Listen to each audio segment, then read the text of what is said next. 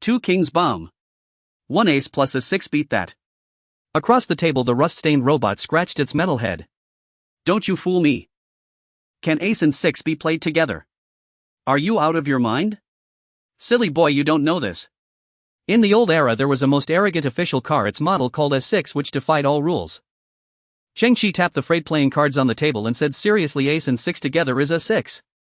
I drive the A6 and step on the gas straight out of your explosion range, so the bomb is useless against me. Hanzai's visual lens in his eyes zoomed slightly, focusing on the table. What kind of game is this, so many rules? It's giving me a headache. Cheng Qi smirked mischievously. Hanzai grew more anxious, raising his rust-covered arm. Master, don't laugh. He'll definitely win next round. At that moment, the entire ground began to tremble, deep rumbling sounds coming from outside. It's finally here. Cheng Qi's eyes lit up. He stood up and walked to the entrance of the shack, pushed aside the thick anti-radiation tarpaulin and looked up into the distant sky. In the dark gray atmosphere, a 32-kilometer-long interstellar transport starship slowly approached, bringing with it immense air tremors and a crushing sense of pressure. On the ground outside the battered shack, as far as the eye could see, there were non-degradable garbage heaps. Dark silver metal wreckage, black chemical fuel barrels, rotting unknown biological remains. The atmosphere was also dim, with countless metallic dust particles floating in the air. This was Earth. Many years ago, a controversial figure invented directional stargate technology and humanity began the era of the great cosmos. The human mother planet beneath their feet had been drained of all energy in just 60 years. Now, she had become the largest garbage dump in the galaxy.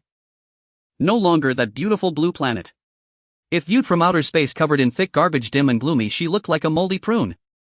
Human Second Era 024. Earth had become a tragic symbol in the universe. Human civilization had already moved away. Only a few remaining humans still eked out a living here, and they all shared a common identity: scavengers. Cheng Qi was also a scavenger. Hanzai was a V343 Nanny robot picked up from a garbage heap 3 years ago. Perhaps due to its previous owner, its speech system was the Sichuan dialect version. Whoom.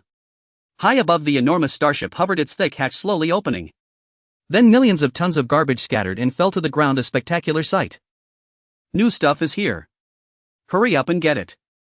Hanzai activated his mechanical arm, a screw flying off, but he was excited. I don't need much.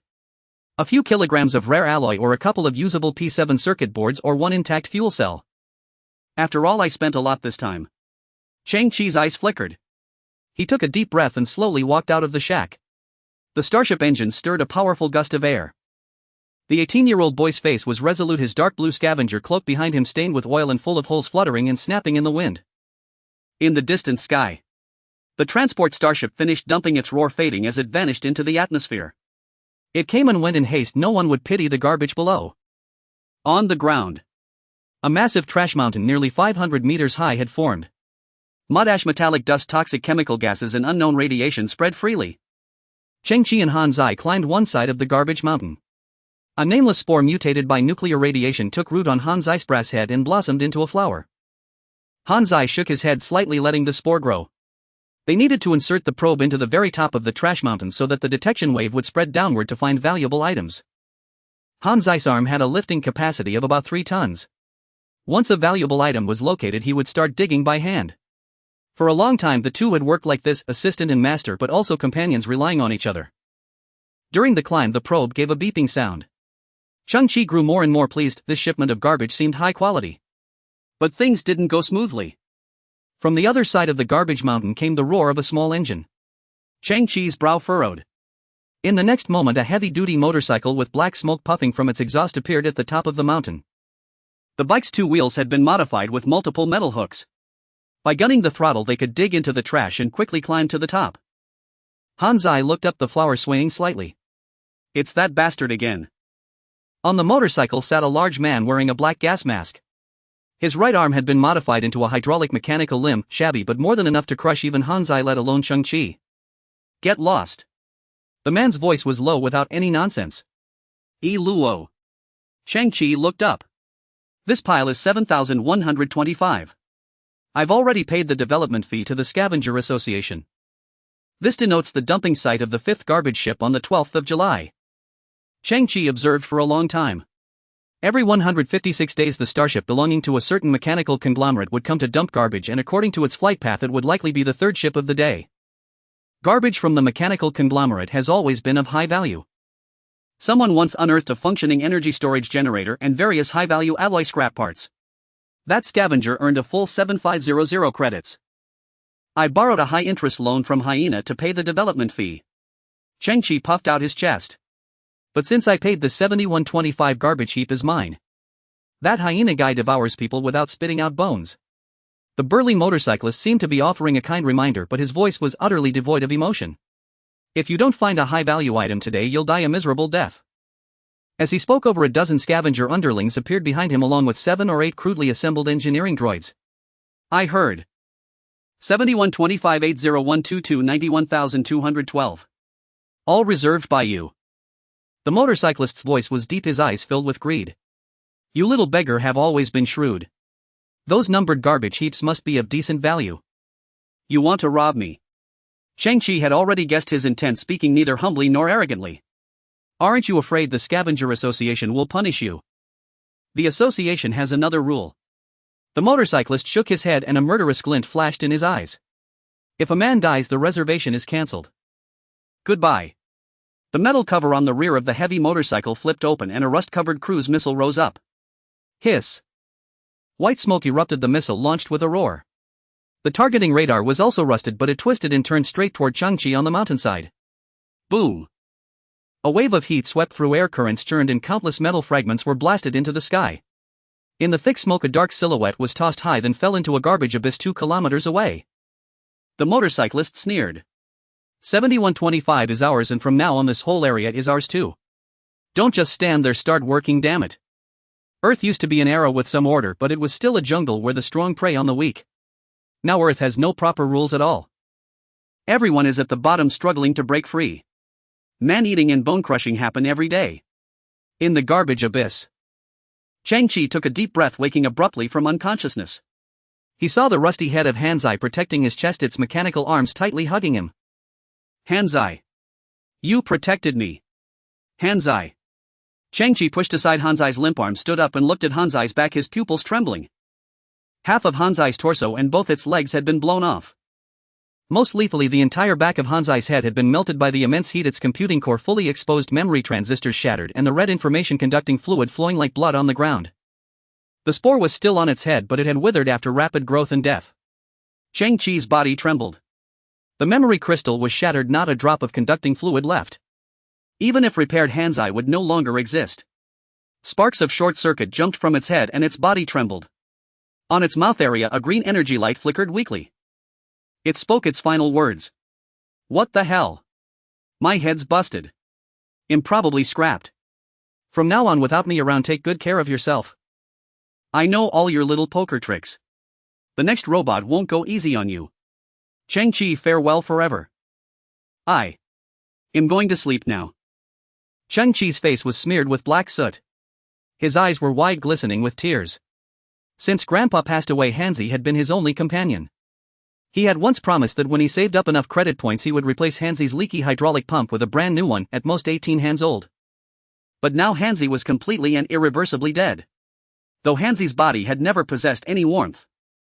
Yet at this moment Cheng Qi felt that the steel hand he held was colder and more bone-chilling than ever. Suddenly, from the gaps in Hanzi's armor, 7 or 8 playing cards fell out, all of them jokers. Cheng Qi's arm trembled even more. You even learned to hide cards. But the next instant his tears broke free. He pressed his forehead and choked out, why did this happen? Similar technological construct detected. Initiate technological synthesis. A voice full of mechanical resonance echoed in his ears. Cheng Qi's spirit jolted and he stared woodenly at the back of his right hand. Within the unknown crystal bracer, 4 azure starlights swirled and leaped inside, spinning and tumbling, beginning to form a certain order. This bracer. On Cheng Qi's right wrist was a blue bracer with a flowing halo somewhat thick, with a protruding part extending to the back of his hand. Cheng Qi had no idea what this thing was. Grandpa said that when he found Cheng Qi, the tender little hand already bore such an item. It was strange. It could change shape as Cheng Qi grew, always fitting his wrist perfectly with almost no gap. Even after over a decade without recharging, it still shimmered with a dark glow. Later Grandpa said it might be a level 13 civilization artifact. But by then Grandpa was already a bit senile. He claimed his urine bucket and dentures were also level 13 civilization artifacts, and the diaper under his protective suit was even more formidable, a level 17 civilization artifact. Whoosh! The surface of the crystal bracer suddenly emitted two azure scanning beams. One beam moved up and down, scanning Hansi's shattered body, forming a crisscrossing blue grid that covered Hansi like a blanket. The bracer seemed to be collecting Hansi's data. The other scanning beam stretched over a dozen meters, scanning a distant garbage pile. The interior of the pile became instantly visible. Cheng Qi clearly saw, half buried under the distant trash, another humanoid nanny robot, also a discarded B-343 nanny robot, the same model as Hansi. The B-343 nanny robot was a basic model, cheap to manufacture. In mainstream human society, such robots were everywhere, their status even lower than a pet dog. So within this vast earth garbage dump there must be more than one abandoned B-343. Cheng Qi's pupils trembled slightly. Two B-343s can merge into one. Please select the synthesis subject. Somewhat shocked, Cheng Qi instinctively looked down at Hansi by his feet.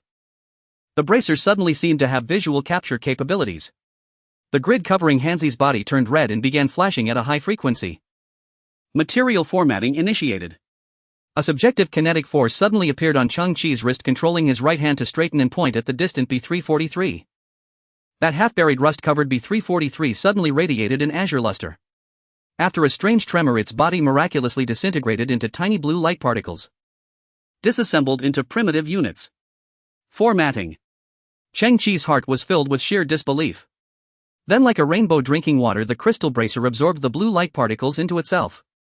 Cheng Qi's right hand moved uncontrollably again, pointing at Hansi on the ground. A translucent river appeared, connecting the crystal bracer and Hansi, ethereal like silk, as if it were some kind of channel. The crystal bracer output the blue light particles in reverse, moving along the river and spraying them onto Hansi. In the dark abyss of garbage, a light full of technological wonder radiated. It was like an unspeakable miracle. Vaguely, Hansi's body was gradually being restored, and some external force gently lifted it upright, standing on the ground. In just over a dozen seconds, the dazzling light slowly faded. Cheng Qi's eyes widened slightly. Before him stood a brand new humanoid robot without a trace of rust or damage. Its entire body was dark silver alloy, with broader shoulders, more refined joints, and a slightly taller stature. B-897 Security Caretaker Robot. Equipped with home security patrol and monitoring devices capable of effective prediction and reconnaissance before intrusions or dangers. At that moment, the robot's shoulder covers flipped open and 8 small full-spectrum radars slowly rose, emitting detection waves in all directions without blind spots, causing the surrounding air to hum slightly. Cheng Qi was stunned. It had upgraded directly from B3 to B8, gaining new functions. Similar technological construct detected. Initiate technological synthesis. Before Cheng Qi could react, the crystal bracer emitted the cold synthesized electronic voice again. The bracer released 2 azure scanning beams, again locking onto a nearby starship wreckage. The beams penetrated the massive alloy armor in an instant, clearly scanning the outlines of 2 more B-343 nanny robots. There are 2 more abandoned B-343s there. Cheng Qi's eyes flickered. It was common for the same type of waste to pile up, as their source was likely the same garbage transport ship. Please select the synthesis subject. Material formatting initiated. In that instant, 2 B-897s appeared before Cheng Qi. One had its prototype as a neglected piece of trash, the other was the deceased Hansi. Similar technological construct detected.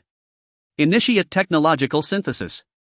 Within the crystal bracer, 2 scanning beams were released, again scanning the 2 brand new B-897s. Cheng Qi's throat felt a bit dry. It can continue. Disassembled into primitive units. Fusion upgrade. With Cheng Qi's silent consent. The second B-897 was formatted into countless tiny blue light particles. Then these particles converged along the shimmering translucent river onto the B-897 based on Hansi. In other words, the crystal bracer's basic synthesis logic was to merge 4 into 2, then 2 into 1, gradually increasing the level. 30 seconds later. The dazzling technological light faded. Cheng Qi's pupils contracted. The B-897 before him had changed again. It had grown a bit taller, its limbs becoming sturdier. It was clearly visible that all its joints had been heavily reinforced, seemingly able to withstand greater torque. Especially its mechanical hands, which had shifted from the previous dark silver to a silver gray, the material's hardness seeming to have increased a level. A 24 environment adaptive caretaker robot. Possesses strong environmental adaptability, capable of normal operation in extreme climate conditions or complex terrains. It also has multiple daily operation tools concealed within its body, allowing for basic morphological changes. In that instant, the A-24's sturdy legs underwent deformation. Metal cover plates flipped and moved, and a light alloy track rolled out from the inner thigh, replacing its feet. The built-in engine roared, and the track seemed to hide immense horsepower. Simultaneously, its arms also underwent morphological changes, with various tools flipping and alternating, including hydraulic clamps, hydraulic jacks, high-speed rotating alloy saws, and a metal cutting gun that could emit blue flames. As an upgraded model, the 8 small full-spectrum radars on its shoulders remained, and their range had been enhanced, rotating silently. Cheng Qi looked up at the A-24-level caretaker robot, which was now about 2.3 meters tall, a full 50 centimeters higher than before. He was struck speechless with shock. And a level assistant robot cost at least 2,000 credit points. Perhaps it was common on other planets, but for Earth at this time there would never be a second one. Moreover, it was brand new. Hanzi. Cheng Qi's voice trembled. Can you hear me? The robot's head still looked somewhat simple, without any stylish design. On its square alloy head, 2 eyes were slender lines with 2 red dots flickering back and forth within. Greetings, esteemed buyer.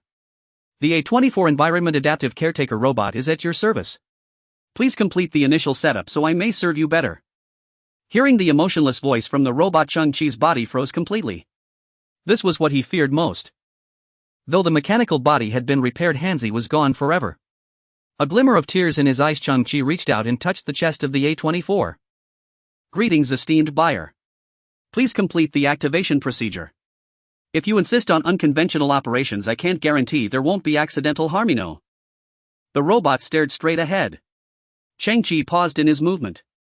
Why did I hear a very familiar tone?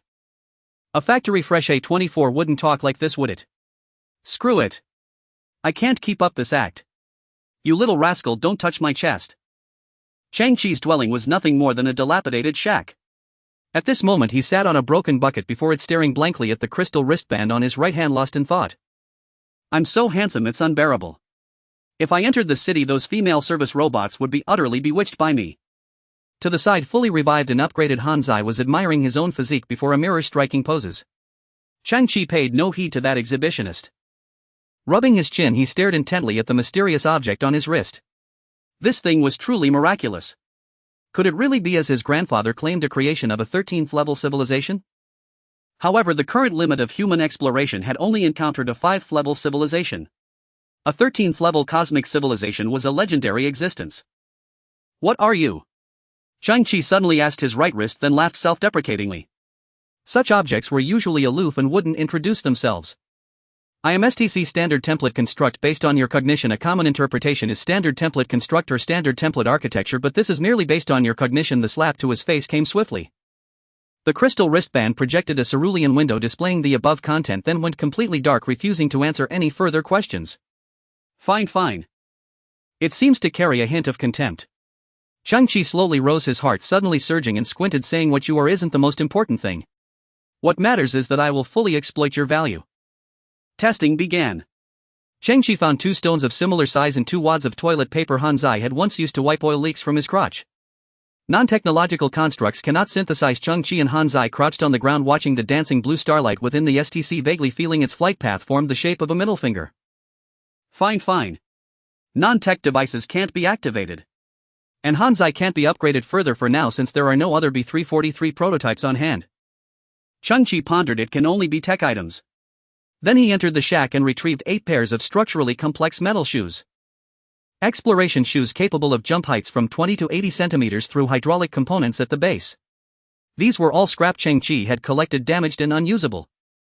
His plan was to gather enough parts to repair a functional pair of exploration shoes. With such shoes, climbing the garbage mountain would become far more efficient. Though low in tech level, they were pure technological constructs. Should be fine, right? Cheng Qi's eyes flickered as he slowly raised his arm, aiming the wristband at 2 of the exploration shoes. Similar technological constructs detected just as expected. The SCC emitted a blue scanning beam, moving back and forth between the 2 pairs of shoes. Please select synthesis. Subject material formatting initiated. 1 pair of shoes was decomposed into primitive units, then a translucent river appeared, spraying onto the other pair of exploration shoes. Exploration Greaves mechanical apparatus extends to the knee, relieving knee pressure. Maximum jump height 4.5 meters. Cheng Qi's eyes widened slightly as he gazed at the intricately structured brand new mechanical boots. Hanzi, it actually works. With such tools, climbing a 100-meter garbage mountain might not take more than 10 minutes. Cheng Qi felt a brand new world entering his life, his heart pounding, his pupils vibrating. Let's keep going. Han Zai was also excited. If we keep going, what kind of gear will we get? Cheng Qi's eyes flickered as he looked at the remaining 4 exploration shoes. Following the same procedure, 2 exploration shoes merged into 1, becoming exploration greaves. Then the technological miracle repeated, merging 2 pairs of exploration greaves into 1. A completely new piece of equipment appeared before Cheng Qi. Jet turbine-powered shoes equipped with 18 microjet-powered turbines, high-precision gyroscopes, tilt trend sensors, wearer flight altitude up to 300 meters, maximum speed 0.208 Mach flight. Cheng Qi was frozen. 0.208 Mach is roughly 250 kilometers per hour. The equipment returned to the form of mechanical shoes, overall more refined. The base featured 18 multi-directional microjet nozzles made of a faint silver alloy that glimmered slightly. Flight. On present-day Earth, the sky was virtually a forbidden zone. Not even a single broken, formerly flight-capable garbage vehicle could be scavenged. It seemed someone had filtered the garbage here. Their purpose was simple: to prevent any scavenger from escaping Earth, for these garbage bugs possessed the most despicable genes and must never be allowed to leave Earth and pollute all of human civilization. Yi Luo is considered wealthy, but even he only owns a heavy ground vehicle. Cheng Qi's eyes were full of disbelief. Han Zai, I can fly. Somewhat impatient, Cheng Qi lifted a foot and gently touched the massive mechanical shoe before him. A dozen soft pneumatic sounds rang out. The shoe's outer armor decomposed into several units, moving to the sides, fully exposing the interior space.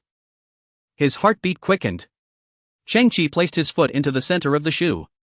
The pneumatic sounds came again, the armor pieces reassembling and tightening, bolts automatically screwing in. In about 2 seconds, the shoe perfectly encased his foot, and its volume had shrunk significantly, now resembling only a slightly oversized metallic leather shoe. Cheng Qi matched the other foot perfectly as well. Then he found an old but structurally intact motorcycle helmet and put it on. Standing on the ground, Cheng Qi swallowed slightly, looking at Han Zai with a mix of awe and anticipation. The lights within Han Zai's eyes flickered slightly. I suggest you thoroughly familiarize yourself with the manual before operating. Familiarize? That wouldn't be exciting. Cheng Qi took a deep breath. Here we go. Boom. Dust erupted in a ring, the ground trembled slightly. And Cheng Qi's body shot straight into the sky. He couldn't gauge his speed, only felt the fierce wind at his ears, his clothes instantly pressing against his body, his tattered scavenger cloak flapping loudly as if it might tear at any moment. Even already midair, he only needed to tap his foot downward and an indescribable lift instantly exploded, propelling Cheng Qi even higher. Earth's atmosphere was no longer as pure as before. It was thick with dust, appearing a dull gray. But the sky was what countless garbage bugs yearned for. Hoo-hoo. So thrilling. Cheng Qi shot to the altitude limit in an instant. The flight shoe's built-in gyroscope was extremely stable. He braked instantly, then dove right, plunging toward the nearby drifting white clouds. Yahoo! Cheng Qi's body streaked across the sky, his heart surging with grandeur, his voice echoing faintly through the clouds. I am the king of the sky, I am the king of the world. I'm the king of the world. The STC was too powerful. Too thrilling. It could synthesize all garbage tech items, upgrading them into unimaginable equipment. Flying Cheng Qi looked down at the earth below. Here there were 455 billion tons of tech garbage. Almost everything was available. A legend seemed about to begin. That person would be me. My name is Cheng Qi and I will become the king of the garbage heap. Yi Luo seemed to hear a faint buzz like a mosquito. He turned back and gazed into the distant sky, spotting a faint trail of black smoke emerging in the heavens several kilometers away. A lackey fitted with a shoddy mechanical leg said, "Boss, it feels like something just took off." Impossible. Everyone knows there's a sky prohibition here. Yi Luo narrowed his eyes and analyzed. On Earth now, faulty electronic junk is everywhere. That must have been something. Exploding right. Silly boy. Prepare to witness my descent. This will be a flawless landing. Boom. Cheng Qi crushed his only shackle to the ground. Amid the rubble, Cheng Qi lifted his head. Perhaps it was the biting wind at high altitude that brought tears to his eyes, or perhaps his heart surged with unyielding fervor. Then Cheng Qi fixed his gaze upon the remaining shoes. Though he was eager to see what the next tier of the turbojet shoes would be like, it required merging all the shoes in his possession. He decided to keep a pair of flying shoes for Silly Boy, lest its bronze legs fail to keep pace. The future treasure hunting journey demanded Silly Boy's companionship. Once new materials were acquired, all the shoes would be upgraded together. Next, Cheng Qi turned his attention to the shelf beside the shackle. There densely packed were hundreds of black cylindrical blocks. These were nickel-based superalloys refined by Cheng Qi from countless scrap components using a high-energy crucible. Though requiring complex refinement, these alloys were not particularly valuable, typically used for manufacturing certain high-strength screws and the like. These items were akin to scrapyards of the old era where one could accumulate copper wire over time. 114 nickel-based superalloys if sold directly would fetch roughly 100 credits. Cheng Qi's eyes gleamed. I wonder if these basic materials can be synthesized. Similar technological constructs detected. Material formatting initiated. The voice rang melodiously in Cheng Qi's mind. Yes, though alloys are basic materials, they are technological constructs. Just then Cheng Qi's satellite phone wrapped in black tape began to buzz frantically.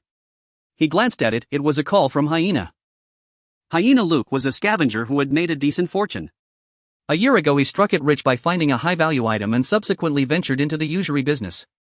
Previously Cheng Qi had gambled everything to buy the development rights of 7,125, borrowing 2800 credits from Hyena Luke. He had assumed that after fully developing 7,125 he could easily repay the debt with interest. But 7125 was snatched away by that bastard Arona. Cheng Qi was left empty-handed. Hyena Luke, true to his name, devoured men without mercy. If the debt remained unpaid, Cheng Qi would surely be torn apart, ground into mincemeat and fed by Hyena Luke to the real hyenas. But that was the past. Now Cheng Qi possessed the STC. On the other side, the STC had completed its first synthesis. Intermetallic compound. A compound composed of two or more metallic elements characterized by high strength, high hardness and excellent oxidation resistance, used in manufacturing high temperature components for spacecraft. Cheng Qi gazed at the gleaming orange-yellow metallic block on the shelf before him, a faint smile spreading across his face. Intermetallic compounds. He was all too familiar with them. Such materials were precious but not exceedingly rare. Once a scavenger found such metal, barely 100 grams, from a scrap starship thruster, and it allowed him to live in debauchery for 4 months, indulging with every streetwalker in the bar district. Now with just 2 cheap nickel-based superalloys he had synthesized an intermetallic compound the size of a fist. Nearly 500 grams. More than enough to settle the debt. But Cheng Qi would not stop there. He had hundreds of basic materials in hand. Similar technological constructs detected. Material formatting initiated. Synthesis. Amorphous alloy. Amorphous alloy X31. Amorphous alloys are composed of multiple elements featuring ultra-high strength, ultra-high hardness, lightweight and extreme corrosion resistance. They are used in core where parts of interstellar engines, classified as galactic-grade industrial materials. Similar technological constructs detected. Material formatting initiated. Synthesis. High-entropy alloy. High-entropy alloys are alloys with disordered atomic arrangements boasting S3 level strength, S3 level hardness and ultimate electromagnetic shielding. They are used in constructing high-precision interstellar radars classified as galactic-grade scarce materials. 5 minutes later. Cheng Qi held 23 amorphous alloys and 4 high-entropy alloys in his hands. He continued synthesizing but deliberately controlled the process, preserving intermediate results. These materials were meant for liquidation. If he relentlessly synthesized the pinnacle materials and suddenly unveiled something astonishing on this planet littered with garbage, it would surely stir waves, and waves would turn into disaster. If there was a flaw in the STC, it was that it did not appraise the value of items. As for these amorphous alloys and high-entropy alloys, Cheng Qi, a seasoned scavenger with a decade of experience, possessed considerable knowledge. After toying with them for a few seconds, he smiled faintly. Never heard of them. The items synthesized by the STC were leaps and bounds ahead. These two alloys were certainly no ordinary substances. Cheng Qi knew this well. Determining their value was the top priority. By now Cheng Qi had a plan. He stood up, grabbed the satellite communicator Hyena Luke had been calling furiously, and calmly pressed the connect button. You little trash worm. Think you can run off with my money? I've got word that your 7125 has been snatched. The money you took from me with interest is now 4800 credits. If you can't pay up, they'll dissect you and sell your prefrontal cortex and spine to those biopunk merchants. Cheng Qi had borrowed only 2800 credits as principal, and in less than 7 days it had ballooned to 4800. Hyena Luke's heart was notoriously black. Take it easy. Cheng Qi's tone was calm. I got lucky today and found a piece of intermetallic compound. About 100 grams. What? Hyena Luke's voice carried a hint of surprise, but he quickly gritted his teeth. You say so and I should just believe it. I've seen this trick before. Trying to stall, are you? Ding. Cheng Qi gently flicked the intermetallic compound with his finger, producing a crisp resonant ring. On the other end of the communicator, hyena Luke fell silent for 5 seconds. The man was shrewd, such a clear sound could not be produced by ordinary metal. Within 10 seconds, hyena Luke had confirmed the authenticity of the intermetallic compound. Excellent. 500 grams, right? Hyena's voice remained fierce. Round it off, hand over that metal and our accounts are settled. Quite the rounding. Cheng Qi shook his head with a smile. Speaking of which, I found the intermetallic compound in a very precise briefcase. It seemed someone had misplaced it. Besides the compound, there was a layer of tight compartments inside, one of which held a faintly white, somewhat translucent metal. Oh. Hyena Luke paused. A briefcase. Cheng Qi feigned confusion. The label on this metal says something like amorphous alloy. I've never seen it before. Is it valuable? The communicator fell silent for 2 seconds, then came a faint crackling noise as if the signal was being interfered with. Hyena Luke's voice carried a note of disappointment. I thought it was something special. It's just amorphous, slightly more expensive than intermetallic compounds, but since it's ultralight it doesn't sell for much by volume. Is that so? Cheng Qi weighed the amorphous alloy in his hand. It is indeed very light. Tell you what, I'll buy that amorphous piece at market price. I'm busy now. Come find me at the bar in 3 hours. Damn it, I have to deal with you little trashworms every day. Hyena Luke grumbled and hung up without much interest. Cheng Qi placed the communicator on the table, a smirk spreading across his face. Hyena was covering up. The amorphous alloy was extremely valuable, extraordinarily so. Just now, when Cheng Qi uttered the name amorphous alloy, Hyena had only paused for 2 seconds, but the crackling noise from the communicator was not signal interference. It was because Hyena on the other end was gripping his communicator with immense force. These battered communicators, including the one in Cheng Qi's hand, all shared the same flaw: they emitted crackling interference when squeezed or gripped tightly. To be fair, Hyena's reaction was swift. Within 2 seconds he had suppressed his emotions and adjusted his tone. He even pretended to be busy scheduling the meeting 3 hours later. Being too eager would surely give him away. All of Hyena's actions could be summed up in 4 words: playing hard to get. Cheng Qi couldn't help but chuckle inwardly. If Hyena Luke knew that he still had 22 more pieces of this amorphous alloy, which made his heart race and drove him nearly mad, and 4 pieces of an even higher grade high entropy alloy, what would he think? He'd definitely find a way to kill you, you bastard. Belly up, sleeping on a board. Silly boy extended its arm, making a throat-slitting gesture. Indeed. Cheng Qi smiled wryly, his eyes flickering.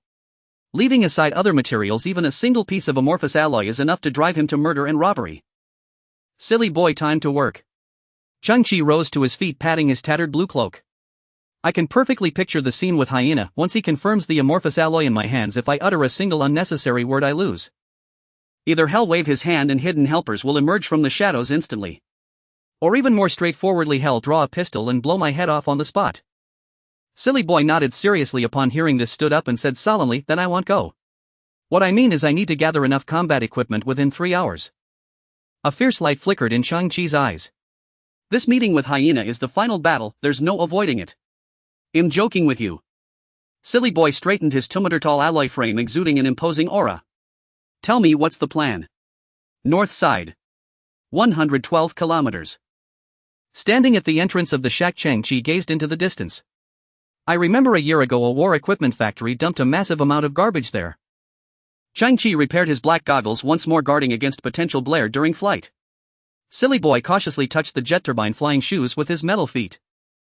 The outer armor of the flying shoes deformed again, perfectly encasing Silly boy's feet. Silly boy was pleasantly surprised. These shoes had no species discrimination.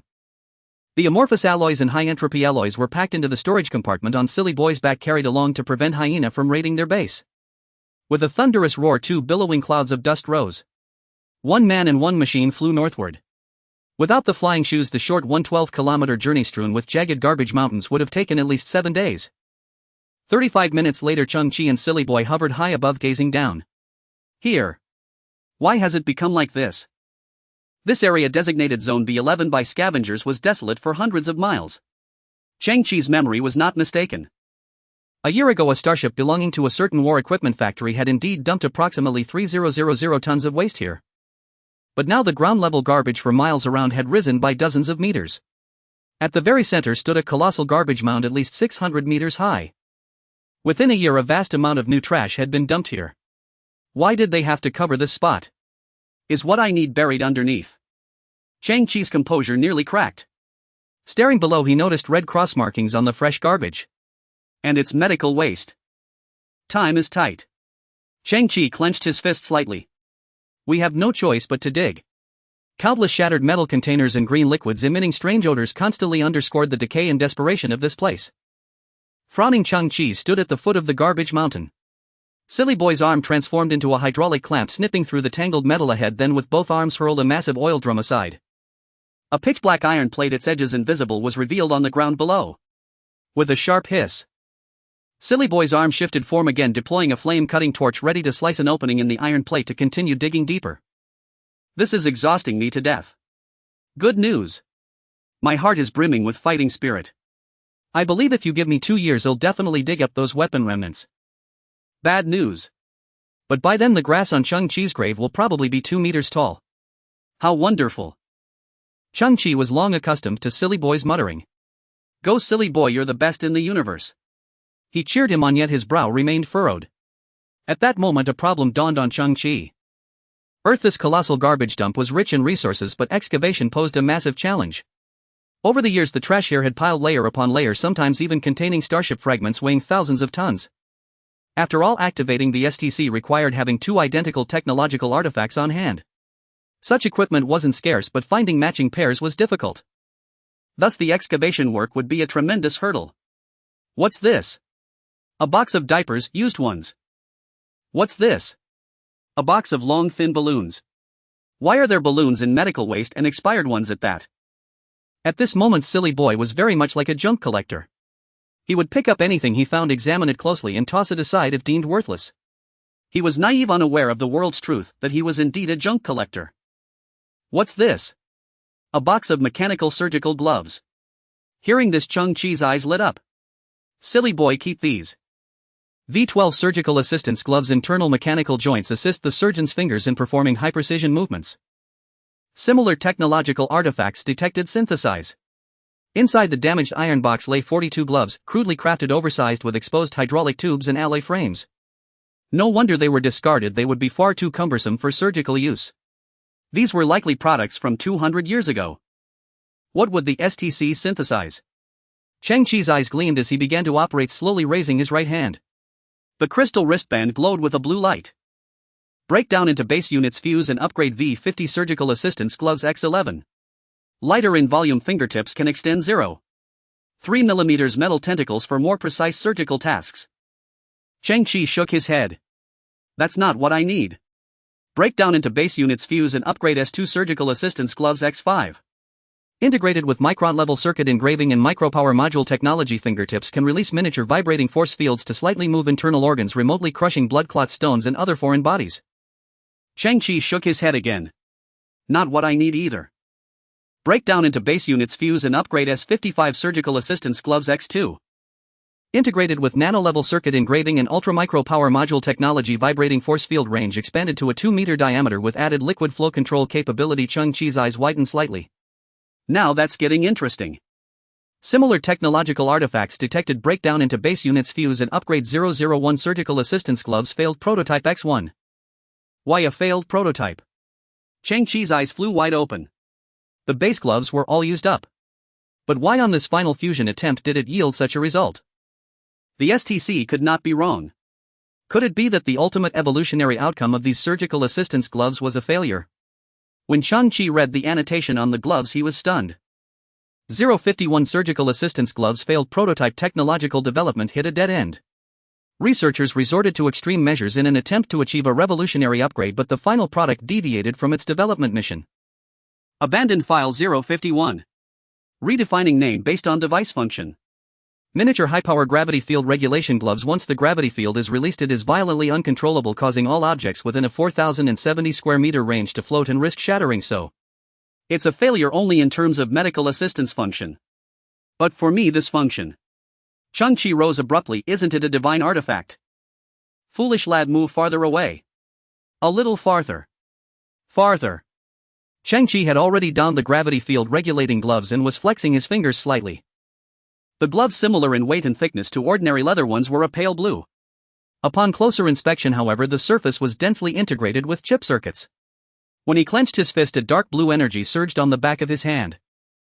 Cheng Qi looked up at the massive mountain of medical waste before him. He didn't need to move the entire peak, he only had to excavate a reasonable space on its side. Maintaining his clenched fist, Cheng Qi stepped forward a few paces, his palm facing the dense compact pile of refuse. Gritting his teeth, his eyes snapped open wide and his 5 fingers abruptly splayed apart.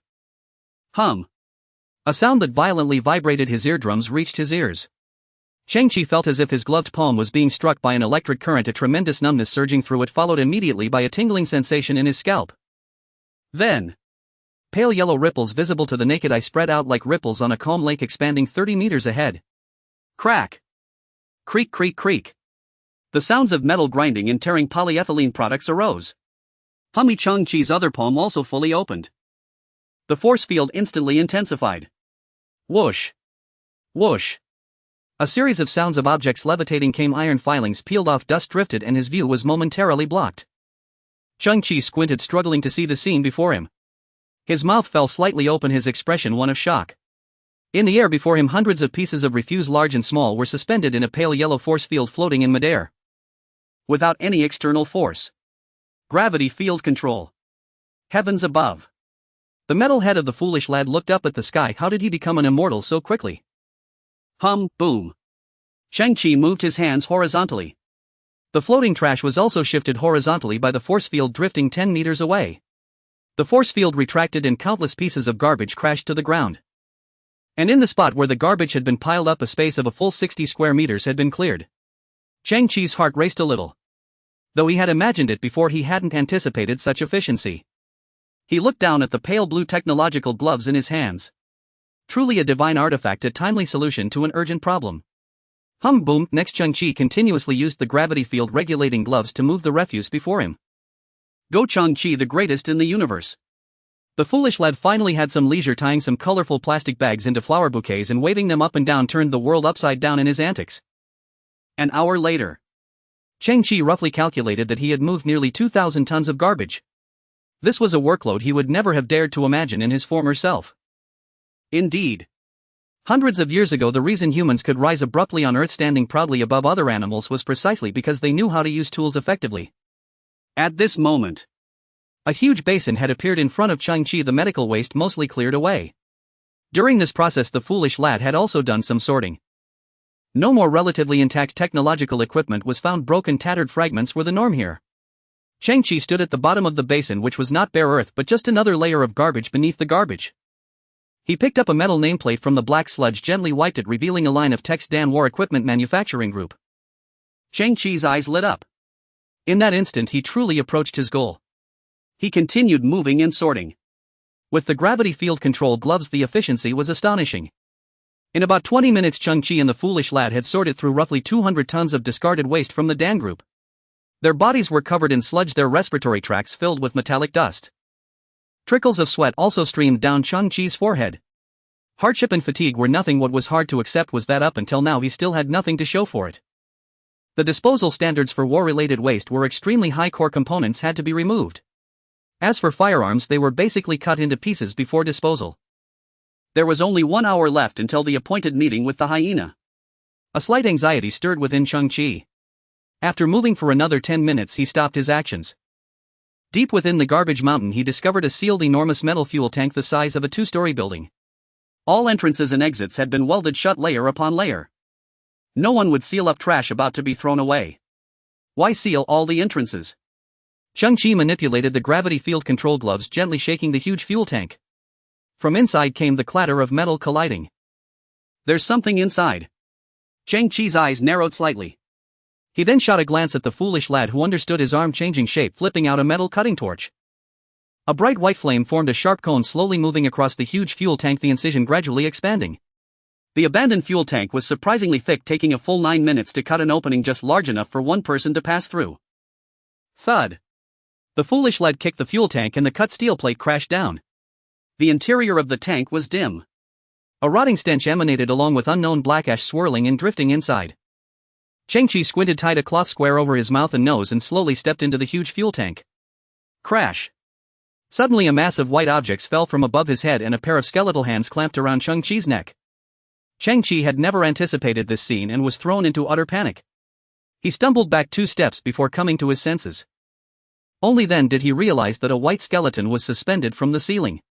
It was no ghost or evil spirit, but the skeleton's hands hung down naturally, just resting on Cheng Qi's neck. Cheng Qi took a deep breath, steadied his mind and peered deeper into the fuel tank. The next moment he saw a horrifying sight. Corpses. Nearly 30 corpses. Like the one above his head, they had been dead for a long time, all turned to skeletons. How could there be dead bodies in the Dan Group's trash? Cheng Qi was shocked. Though scavengers had occasionally found human limbs before, those were from isolated murder and body dumping cases, nothing compared to what he saw today. In the dimness, some of the corpses' clothes had not yet completely rotted away. Cheng Qi bent down to examine their name badges. China Interstellar Exploration Team 6th Brigade 3rd Special Action Group. They are soldiers. Cheng Qi's eyes widened slightly. Exploration Team 6th Brigade 3rd Group. Isn't that the renowned Extreme Squad? Cheng Qi was only 18 and naturally harbored heroic dreams. Before, he had listened to many military programs through his grandfather's old overclocked radio. The Extreme Squad were iron-blooded heroes from 20 years ago. Fearless and selfless, they explored the stars while also shouldering the mission of interstellar rescue, saving tens of thousands of refugees during their service. Whenever a member of the Extreme Squad fell, countless civilians would line the streets to pay their respects. 20 years ago, on an ordinary day, this heroic squad was suddenly disbanded, gradually fading from public view. Once, when young Cheng Qi had crouched on the ground listening to the memoirs of the Extreme Squad, he couldn't help but feel regret, even weeping in sorrow. Now he bent down to examine the skeletal remains beside him, his pupils contracting slightly. No. There were cut marks on their neck bones. The weapon was sharp, the force great. Cheng Qi's body trembled slightly. They were all slit throats. Then sealed in this ion tank and discarded as garbage. There must be a dark truth hidden in this. Out of regret for the heroes, Cheng Qi began collecting their name badges one by one. Ding Feng. Lin Lanyue. Long Zhanxiao. Cheng Qi committed their names to memory. Someday, when he could leave Earth, he would within his power uncover the truth behind their fate. When he reached the deepest part of the fuel tank, Cheng Qi saw 8 relatively large skeletons. More precisely, these 8 skeletons wore a rather large combat suit. That is. Cheng Qi couldn't help but tremble involuntarily. That is the Extreme Warrior 8-man squad wearing the X-12 Extreme Warrior exoskeleton that I have fantasized about countless times. Similar technological constructs detected synthesize. The SCC emitted a prompt tone while releasing 6 scanning beams that swept back and forth over the 8 skeletal remains not far away. Cheng Qi's face flickered with shadows of light and dark. His heartbeat quickened steadily. 10 minutes later, Cheng Qi had moved all the skeletal remains out, buried them and erected an unnamed tombstone for them. This was the only thing Cheng Qi could do for now, in the most basic gesture of respect. Then he looked at the ground before him, where 8 sets of X-12 Limit Warrior power exoskeletons were neatly arranged. The Limit 8 were, after all, a legend from 20 years ago. Since the dawn of the great cosmic era, human technology had advanced rapidly, and these exoskeletons were now obsolete relics. They were bulky, with high-strength nylon linings on the inside and robust hydraulic power units on the outside, each bearing a cumbersome power battery on its back. Legend had it that such a power exoskeleton could augment an adult strength output by 1,500 to 2,000 newtons, though its drawbacks were its overall heaviness and sluggish movements. In truth, on the current junk Earth, possessing a fully intact X-12 Limit Warrior power exoskeleton would already allow Cheng Qi to dominate unchallenged. Of course, the exoskeletons before him were heavily corroded, rusted and utterly dilapidated. Not a drop of hydraulic oil remained. Some slender rods had turned brittle and snapped at the slightest touch, and they reeked of decay. They were completely scrapped. Even if scavengers discovered these suits, they would likely only strip the power batteries, which from Cheng Qi's estimation, after 20 years of dormancy, were worth mere credits. 8 exoskeletons, he murmured. Enough for 3 syntheses. His expression grew solemn. The dilapidation of the gear posed no obstacle to him. He yearned for the rebirth of these heroic suits, for the legend of the Limit Warriors to continue through his hands and blaze with dazzling brilliance once more. Disassemble into base units, begin synthesis. Cheng Qi raised his right hand and the STC blazed brilliantly. One exoskeleton dissolved into specks of white light, converging along silken channels onto the surface of another. A miracle of technology unfolded once again. The blinding white light gradually faded. Before him stood a brand new exoskeleton, armor, its volume reduced by nearly 50%. The lining was pure black, the hydraulic units and fuel packs more refined, the materials innovated. Even in stillness, its combat aura had more than doubled compared to before. X55 Limit Warrior Power Exoskeleton individual combat gear transmits engine power to limbs via hydraulic or electromechanical drives. Material titanium aluminum compound. Action output force 40005800N and iterative version. Brand new condition, reduced size, enhanced materials and doubled output power. Truly turning trash into treasure. Cheng Qi's heart raced even faster. He had anticipated some results but never expected such exponential growth in combat power. The SCC synthesis didn't create from nothing. It seemed to archive the evolutionary blueprints of all technological equipment, presenting them step by step through successive upgrades. Disassemble into base units. Fusion upgrade. After consuming 4x12 units, the second evolved version emerged. XX23 Limit Warrior Armor individual combat gear conceals all strength augmenting structures beneath alloy armor. Further reduced volume with significantly enhanced defense. All base performance improved by 240. Adds multi-environment respiratory adaptation system, radar monitoring system, ultra long-range communication system, tactical analysis AI and concealed melee weapons. This time what stood before Cheng Qi was no longer an exoskeleton. Its designation was armor. It resembled a humanoid robot devoid of visible hydraulic units or exposed battery packs. The helmet offered full coverage with diamond-shaped visual systems at the eyes, emitting a faint red glow. The black finish exuded an aura of agility and swiftness, like a mechanical phantom capable of silent movement through the night, wielding explosive combat power. An exoskeleton and full coverage armor were naturally worlds apart. Hiss. The front panels of the XX23 Limit Warrior armor split open on both sides, revealing the pilot's interior space like a divine weapon awaiting its master. "Patience, my treasure," Cheng Qi whispered, suppressing his impulse. "You can become even stronger. No normal man could resist the allure of a mech." His throat went dry, his heart seemingly leaping into his throat. But the next second, Cheng Qi broke down, spinning around, his face flushed, tongue out as he gasped heavily. "Oh my god, I can't take it anymore. That's an upgraded X12 Limit Warrior. Am I dreaming?" Hanzai stepped forward, raising a metal fist the size of a sandbag. "I can give you a punch to confirm if you're dreaming. Then I'd be buried not dreaming." Cheng Qi turned back, pressing his hands downward, his expression growing grave again. "Continue the synthesis. What would the 8x12 units ultimately synthesize into? What would it become?" Cheng Qi was overwhelmed with unprecedented excitement, tension, exhilaration, and madness. Disassemble into base units. Fusion upgrade. Synthesis failed. The materials are all wrecked. Hanzai get lost. Synthesis successful. XXX01 Memory Metal Limit Warrior Power Armor. Cheng Qi's pupils contracted and dilated. Memory metal armor. Isn't this the conceptual model proposed by the Galactic Science Alliance not long ago? A conceptual model meant certain theoretical foundations were still in the conceptual stage, not yet truly manufacturable. But in terms of scientific prospects, it was achievable, though requiring an unpredictable amount of time. Such concepts often represented the future of vision and a dream. In other words, this suit had never been manufactured in human civilization. This technology originates from the Level 2 Civilization database. The latest prompt from the STC left Cheng Qi stunned. Technology from a Level 2 civilization. Human civilization had already surpassed Earth's Level 0. 7, significantly improving energy efficiency and initiating interstellar travel, currently at approximately Level 1. 5 civilization. Level 2 seemingly only 0. 5 numerical points higher was far from a simple addition or subtraction. Humanity's ascent from Level 0 to fully utilizing a star's energy at Level 1. 5 civilization, starting from Australopithecus walking upright using fire crafting tools, took a full 4 million years. Beyond that, each leap in level required eons. What was Level 2 civilization technology like? Could it represent the pinnacle of Level 2 civilization?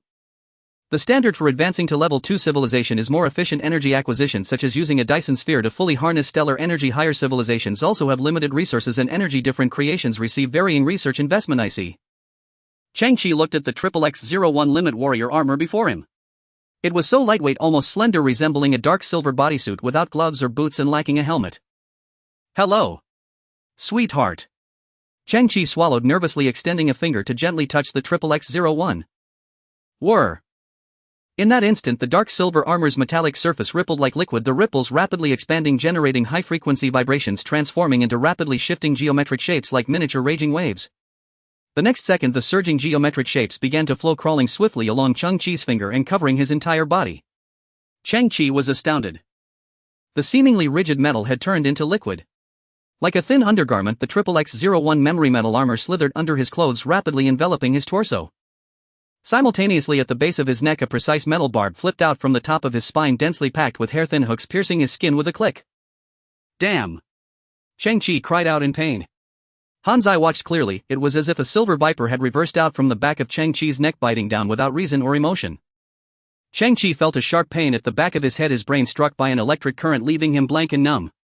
Then, an irresistible force seized his limbs, forcibly stretching him into a spread eagle position. His arms and legs were then manipulated, bending sharply forward and backward in relentless motions. Crack! Crack! Sounds of bones popping echoed from within Cheng Qi's body. Can't you be gentler? The first time hurt so much. His face contorted in agony. Crack! Ah! It felt as if he had been tortured for over 2 centuries. Yet it was merely a dozen seconds. Finally the sensation of conflicting struggle faded, replaced by a feeling of total control. The XXX-01 memory metal armor seemed to have completed its initial synchronization, fully relinquishing control. Cheng Qi's eyes sharpened and he felt an unprecedented confidence in his mastery over his own body. Suddenly Cheng Qi sprang up from the ground, executing a perfect backflip, his body rotating 360 degrees, then landing on one knee with a fist down. Boom! The ground trembled. Amidst the dust he slowly raised his head. This feeling. It was as if he had been granted savage strength, lightning speed, and the precision of nanoradar. In a word, fierce. Before Cheng Qi's right eye a palm-sized blue holographic screen suddenly blossomed into existence. This was the armor's native interface. XXX-01 memory metal limitless warrior power armor action output force 65200 and precision and controllability 0. 2 mm dynamic response speed 89.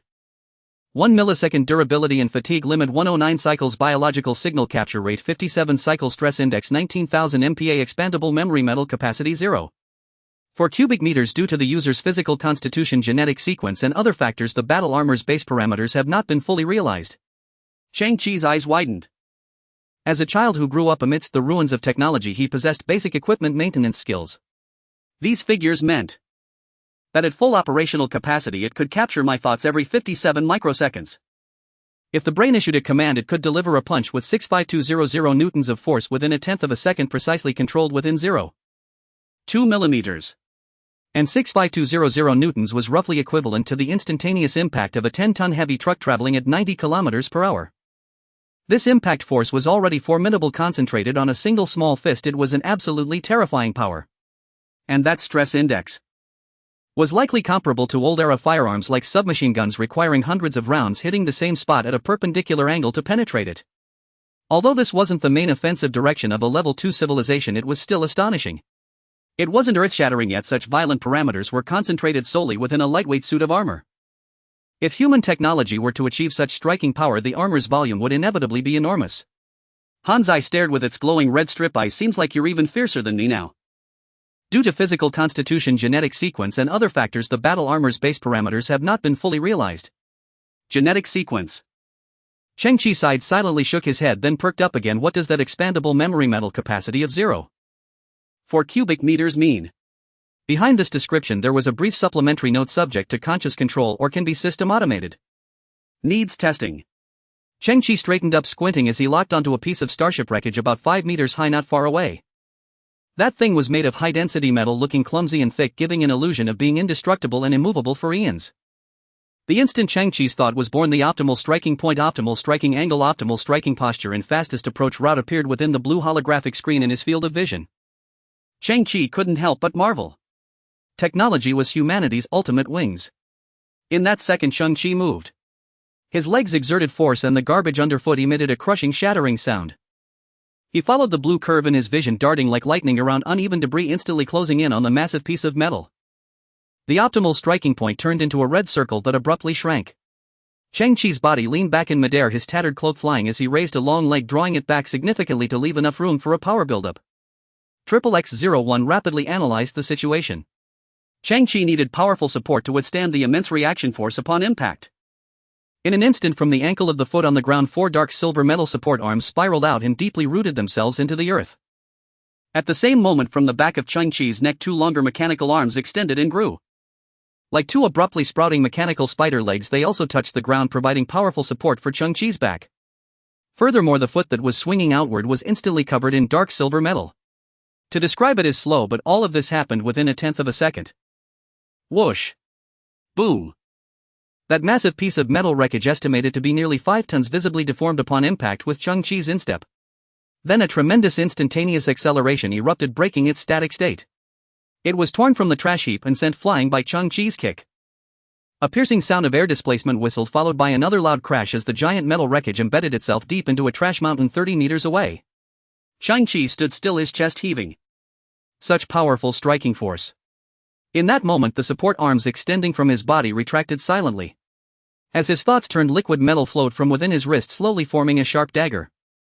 With another thought, the dagger changed form, extending into a dark silver spear nearly 2 meters long. So that's what it means. Cheng Qi felt the spear in his hand seemingly fused with his own being. 0.4 cubic meters of expandable memory metal for me to use, and it can automatically change shape. A blazing light shone in Cheng Qi's eyes. The most miraculous aspect of the XXX-01 was its lightweight volume. At this moment, it was like a thermal undershirt hidden beneath Cheng Qi's clothes. Only by slightly flipping his cuff could one see the silver edge of the XXX-01. No one could realize that this trash-picking youth was actually wearing a battle armor from a level 2 civilization. Hanzai raised the communicator high into the air after a crackling sound. Hyena's impatient voice came through. Kid, time's almost up. Are you on your way? I'm telling you, my time is precious. If you're late, I'm not taking your damn stuff. Then Hyena hung up the call. Cheng Qi smiled calmly. He was still playing hard to get. Most likely Hyena was already burning with impatience, pacing around the bar like a cat on a hot tin roof. Hanzai, we've gathered enough gear. Let's go. We're going to meet this number 1 bully of Bar Street. The so-called Bar Street was nothing more than a few dilapidated shacks nestled in a valley of garbage, serving as a place of respite for the scavengers. Legend had it that this very spot was once the site of the Pentagon belonging to a powerful European nation from the old era. Of course, that Pentagon was now buried deep beneath the refuse. Gazing into the distance, only a handful of skyscrapers which had once soared hundreds of stories high barely managed to poke their heads above the mountains of trash. A few scavengers shuffled past, their bodies hunched and frail. They wore patched and repatched protective suits, the fabric of which appeared brittle and inadequate against the harsh environment. The hearts of those who lived permanently within Earth's garbage dumps were a tangled web of complex and contradictory emotions: despair and helplessness, numbness and adaptation. Reality and fantasy, loneliness and alienation, greed and adventure. Most adult men would spend their idle hours at the Bar Street downing a glass of cheap alcohol contaminated by various chemical elements. In doing so, they sought fleeting moments of joy and satisfaction. A young boy accompanied by a nanny robot draped in burlap appeared at the street corner. They walked slowly towards the bar. His reflection was cast back from the shattered window of a derelict starship by the roadside. The boy's hair was long, covering his eyebrows and the corners of his eyes thick with dust. He wore a dark blue scavenger's cloak riddled with holes. This cloak served 2 purposes. It marked him as a low-level scavenger, and if he were ever trapped deep within the garbage, its relatively bright color might catch someone's eye, aiding in rescue. Even though in this world there were no rescue teams, once trapped, one simply waited for death. He wore black trousers and a jacket made of radiation-resistant material. To the naked eye, they looked much like the leather jackets of the old era, giving him the appearance of a young cowboy. He stopped, his gaze falling upon the figure in a red dress across from the bar. Hina was the most beautiful sight on the Bar Street. She was perhaps the most beautiful sight on the entire garbage planet Earth. She sat leaning gently against an abandoned fuel drum. Beneath her vibrant red dress, her pristine white feet were exposed, untouched by grime. Hina was so beautiful she seemed not to belong to this world. In Cheng Qi's understanding, every man on this garbage planet was in love with her. Cheng Qi passed by Hina. She turned her head, her black curls swaying against her pale neck. She blinked her long narrow eyelashes, her beautiful eyes fixing on Cheng Qi. Within her pupils lay a pale blue ring, crystalline and translucent, mysterious and magical. It was a symbol of higher grade genes. Since the dawn of the great cosmic era, human genetic modification technology had risen to prominence. Humanity was stratified into distinct classes based on genetic quality. Cheng Qi, like the other scavengers, possessed common genes, the standard human genes of the old era, which in this age were considered little better than trash. Hina, however, was a natural grade. Though only marginally superior to an ordinary person, she was a brilliant, dazzling pearl on this garbage planet. If one were to procreate with her, the next generation's genes stood a high chance of evolving to a higher grade, offering a potential escape from this garbage planet. Cheng Qi lifted his head slightly. He saw a scavenger in the distance who, risking radiation exposure, had donned a cotton suit. The man clutched a bouquet of glowing plastic flowers. With a nervous expression he gathered immense courage and slowly approached Hina. Miss Hina, my family and I have saved up 22000 credits. The man in the suit wet his parched lips, his gaze burning as he looked at the woman on the oil drum. I hope I can. Everyone wants to get close to me, everyone says they like me. Hina's voice was clear and pure, her jet black crystal-like eyes fixed on the man in the suit. But no one respects my opinion. Perhaps the condition for me choosing a partner has never been about genetic standards but about choosing someone I genuinely like. Hina maintained her politeness, her beautiful face and captivating pupils clear. The approach of so many people has already caused me distress. Promise me from now on, please keep a comfortable distance. And also please put on your protective suit as soon as possible. The man in the suit stepped back, his pupils trembling. He wanted to say something but found himself utterly unable to speak. In Hina's eyes, though he saw no disgust, he saw something far more piercing and unbearable to accept. He felt like a stone cast into the deep sea, not even causing a ripple. From this moment on, Hina would not spare him another half-second of her time. Cheng Qi shook his head, then averted his gaze and continued walking forward. Hina's father was the leader of the Scavenger Alliance. No one could force her to do what she didn't want to do. Cheng Qi felt that Hina possessed not only superior genes but also independent values and vision. In this filthy, chaotic environment, her heart maintained a world of her own, like a white lotus blooming from the mud. The idiot kid is here. Inside the bar, Hyena Luke secretly observed Cheng Qi, then pulled the bolt on his beam pistol, a weapon patched and repaired countless times just to function. Then he addressed his 7 henchmen behind him, get into position. Guard all the exits. Once that little piece of trash walks through the door, he's never leaving. Cheng Qi pushed open the bar's door. Under the dim light, a few patrons with dazed expressions were scattered about. One had already fallen under a table, perhaps unconscious, perhaps dead. Some of the liquor here had side effects comparable to poison. Hyena wasn't in the main hall. This was somewhat unusual, yet also within Cheng Qi's expectations. Behind him, a burly man with a fierce expression slowly closed the bar door, then gestured to Cheng Qi. Hyena is waiting for you in the back room. Cheng Qi walked slowly towards the back room. In the corridor he passed 2 more fierce-looking men were standing guard. Hyena wanted to avoid attention and to dispose of the body.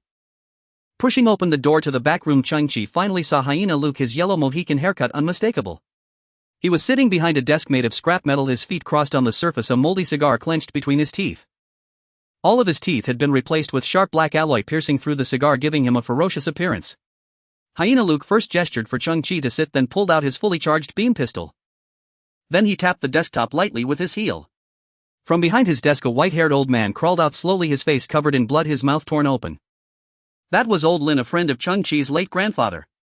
Scavengers often went hungry, and old Lin had helped Cheng Qi and his grandfather countless times.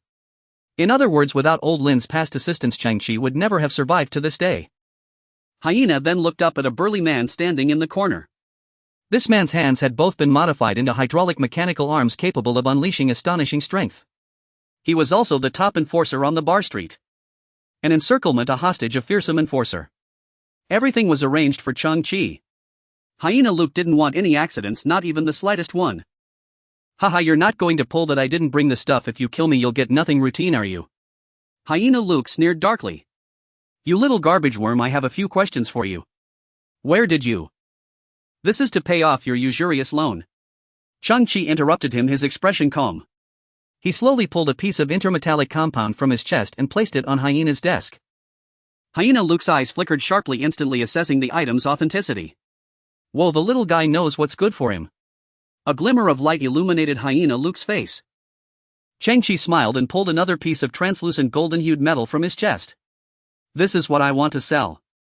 The cigar in Hyena Luke's mouth glowed with a red ember, wisps of blue smoke rising, his expression frozen. Finally snapping out of it, Hyena wiped his mouth, immediately picked up the alloy block Cheng Qi had set down, weighing it, tapping it, biting it, and finally sniffing it intently. His voice trembled. It really is amorphous alloy. Holy shit, kid, you're too cooperative. A faint smile played on Cheng Qi's lips as he watched Hyena's reaction.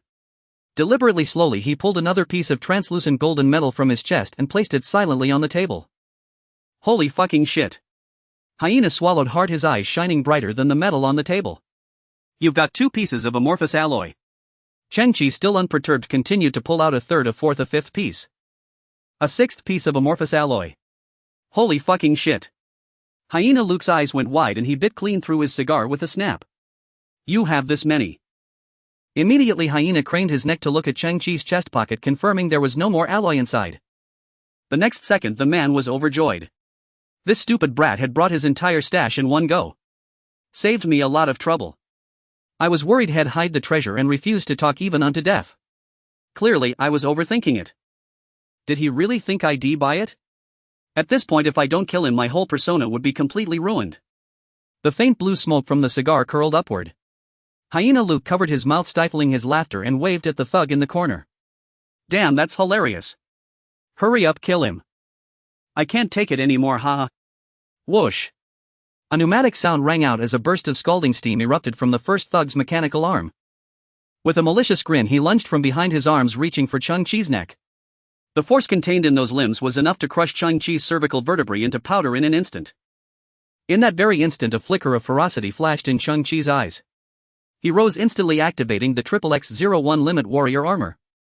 Memory metal surged from his sleeves, coating his hands in a layer of dark silver armor. Creak!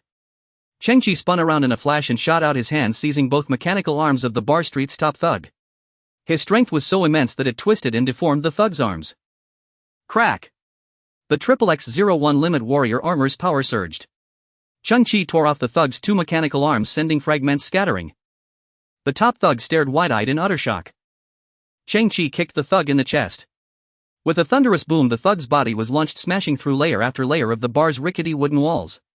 He flew over 10 meters before finally embedding himself in a twisted posture within the heap of garbage outside. What the hell? Hyena Luke was dumbfounded, his mouth slightly agape. The sound of heavy footsteps echoed from the corridor outside as his other underlings rushed over. Cheng Qi swept his gaze around the office and spotted a heavy safe from a bygone era. With a slight bend, he lifted the nearly 2-ton alloy safe. Beneath his clothes, the XXX-01 Limit Warrior armor shimmered with diamond-shaped ripples. Power channeled from the core to his hands. Unleashing only 30% of its kinetic energy, Cheng Qi hurled the safe. It accelerated like a cannonball. Boom! The door to Hyena Luke's office shattered. A series of muffled groans came from the corridor, followed by another tremendous crash from the garbage heap on the street over 10 meters away. Then silence fell. What the hell? Hyena's body stiffened. In his understanding, Cheng Qi must have installed some kind of cybernetic implant. But on Earth, this wretched junkyard one couldn't scavenge decent equipment. Even if he managed to cobble together a set, it couldn't possibly possess such performance nor lift a 2-ton safe. Thump thump thump. Footsteps sounded from the back door. Previously, Hyena had ordered all exits sealed, and the thug stationed there sensed something amiss. A flash of dark silver matte light appeared. Cheng Qi extended his arm, and from his wrist a metal rod 3 meters long and as thick as a thumb shot out, crossing the desk and piercing through the back door panel. Thud! The sound of a body collapsing came. This time the world was truly silent. What the hell? Hyena swallowed hard. The silver rod had passed right by his ear, making every hair on his body stand on end. He was utterly baffled. How could a long metal rod suddenly appear from the sleeve of this little trash bug? What kind of equipment was that? At that moment, Cheng Qi retracted the XXX-01 Limit Warrior armor and leaned forward slightly. Hyena Luke, I have a few questions for you. Ask your mother. The ferocious hyena instantly raised his beam pistol, aimed at Cheng Qi's head, and pulled the trigger. Bang! Smoke curled. But Cheng Qi, his right hand covered in armor, had caught the muzzle of Hyena's gun. His palm felt a burning numbness and pain, like being hit by a fast-flying baseball. Aside from that, there was no injury. Crack! Cheng Qi's 5 fingers closed. The top-tier luxury item of the junk world, that beam pistol, was crushed into pieces. Bro, go ahead and ask. Hyena's mouth twitched. A flicker of shock crossed his face before he rapidly switched to an extremely forced smile. His reaction speed was indeed unmatched. From your reaction earlier, you know a lot about this. Cheng Qi glanced at the amorphous alloy on the table. What's its real value? That piece. About 1,000 credits. Hyena Luke swallowed his saliva. Bang. Cheng Qi grabbed Hyena Luke's head and slammed it onto the metal table. Hyena's black alloy teeth shattered and flew. I did lie to you, that piece can sell for 2,000. Hyena's mouth was full of blood, his eyes pleading. Bang. Cheng Qi slammed Hyena Luke's head onto the metal table again. 4,000. It can sell for 4,000. Bang. The metal table was dented from the impact. Don't kill me. Ill talk. Amorphous alloy 4,000. 4,000 per gram. This time it was Cheng Qi's turn to be shocked. How much?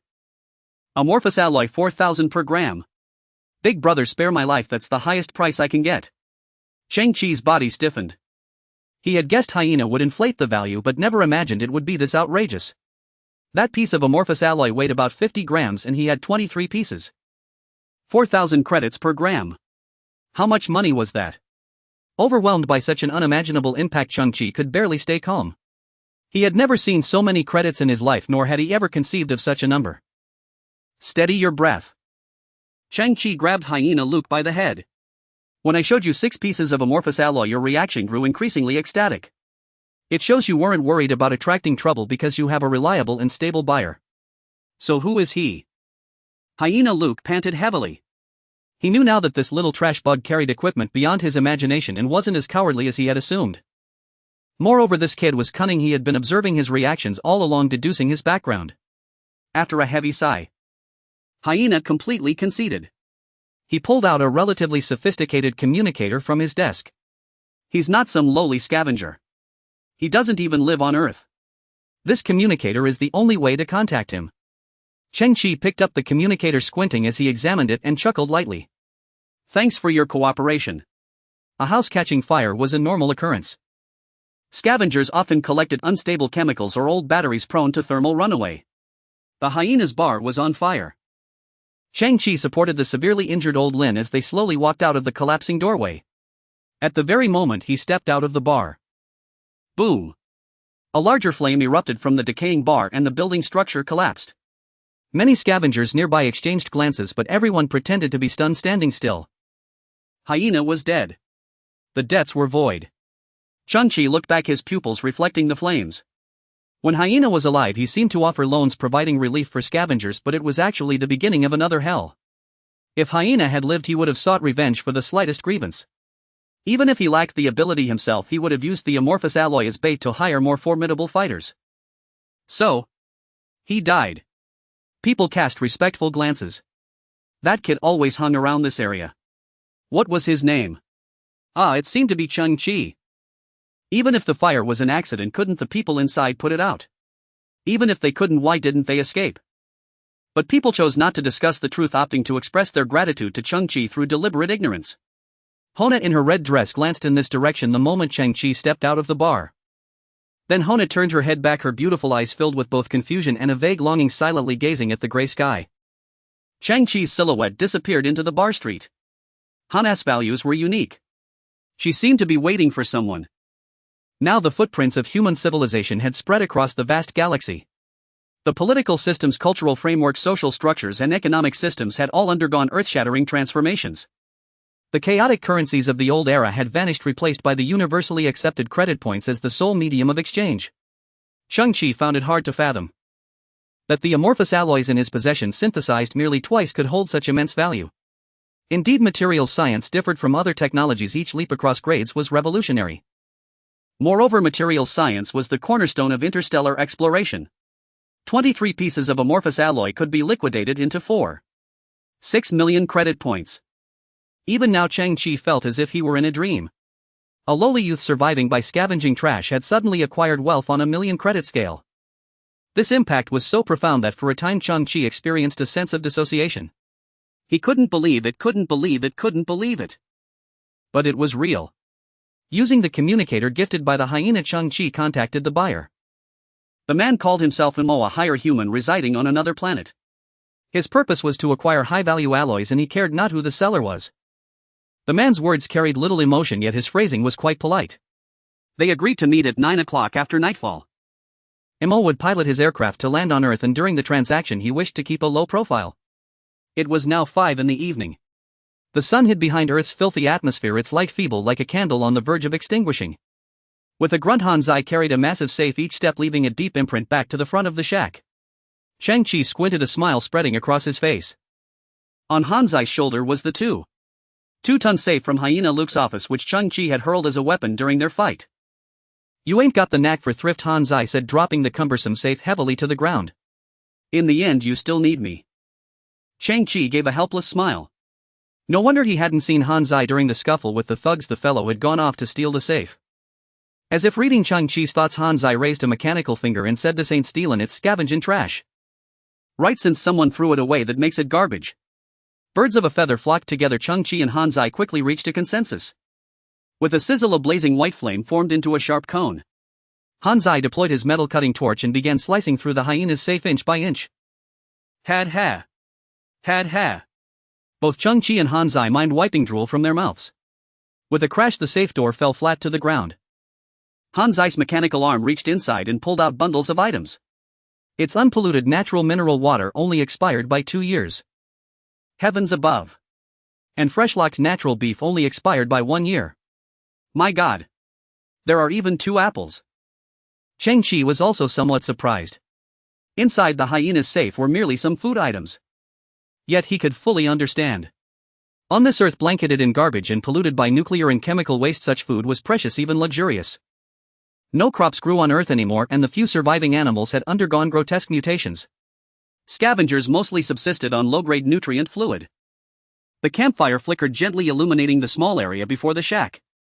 The naturally aged beef, expired for a year, was roasted to a golden brown, sizzling and glistening with oil. Cheng Qi first took a gulp of the 2-year expired mineral water. Its taste was explosively clear. He then grabbed the beef and took a bite. The natural meat tore easily, releasing a rich aroma that spread through his mouth. The fat lingered between his teeth, adding a silky smoothness, while the unique scent of charcoal blended perfectly. For at least 5 years, Cheng Qi hadn't tasted anything so delicious. After devouring 3 large pieces of beef, he was nearly moved to tears. This isn't just food for humans, it's almost too delicious. Just then, Hanzai, wearing a chef's hat, scavenged from somewhere, approached slowly with a chipped aluminum tray. No matter how you put it, I'm still a nanny robot after all. On the tray in Hanzai's hands lay a fresh apple, perfectly peeled, its pale yellow flesh exposed and fragrant. Hanzai, isn't this a bit wasteful? Cheng Qi scratched his head. Ta-da! Hanzai produced another tray from behind, holding a coiled pile of apple peel. How could I waste? You can eat the apple first, then the peel, or the peel first, then the apple. If not, eat them together. Ha ha ha. I choose the peel as an appetizer and the flesh as the main dessert. Cheng Qi laughed heartily. Maxing out the ceremony. After the post-meal fruit, Cheng Qi and Hanzai lay on their backs atop the shack. Though no stars were visible, just gazing at the sky inexplicably broadened their minds. If only we could have meat and fruit every day. That must be what they call high-class people.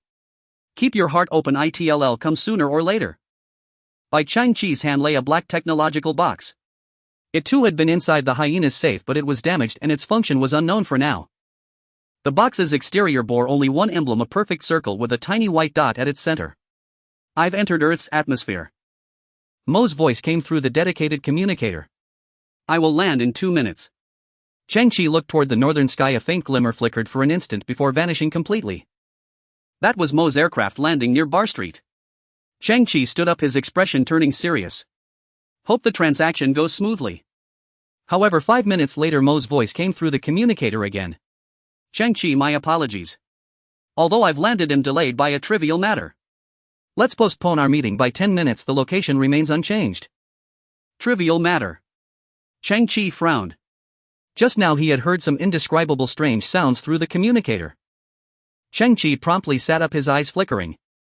He called for Hanzai and under the moonlight crept toward the transaction site. About 2 kilometers from Bar Street, in a desolate spot, Cheng Qi spotted the small aircraft.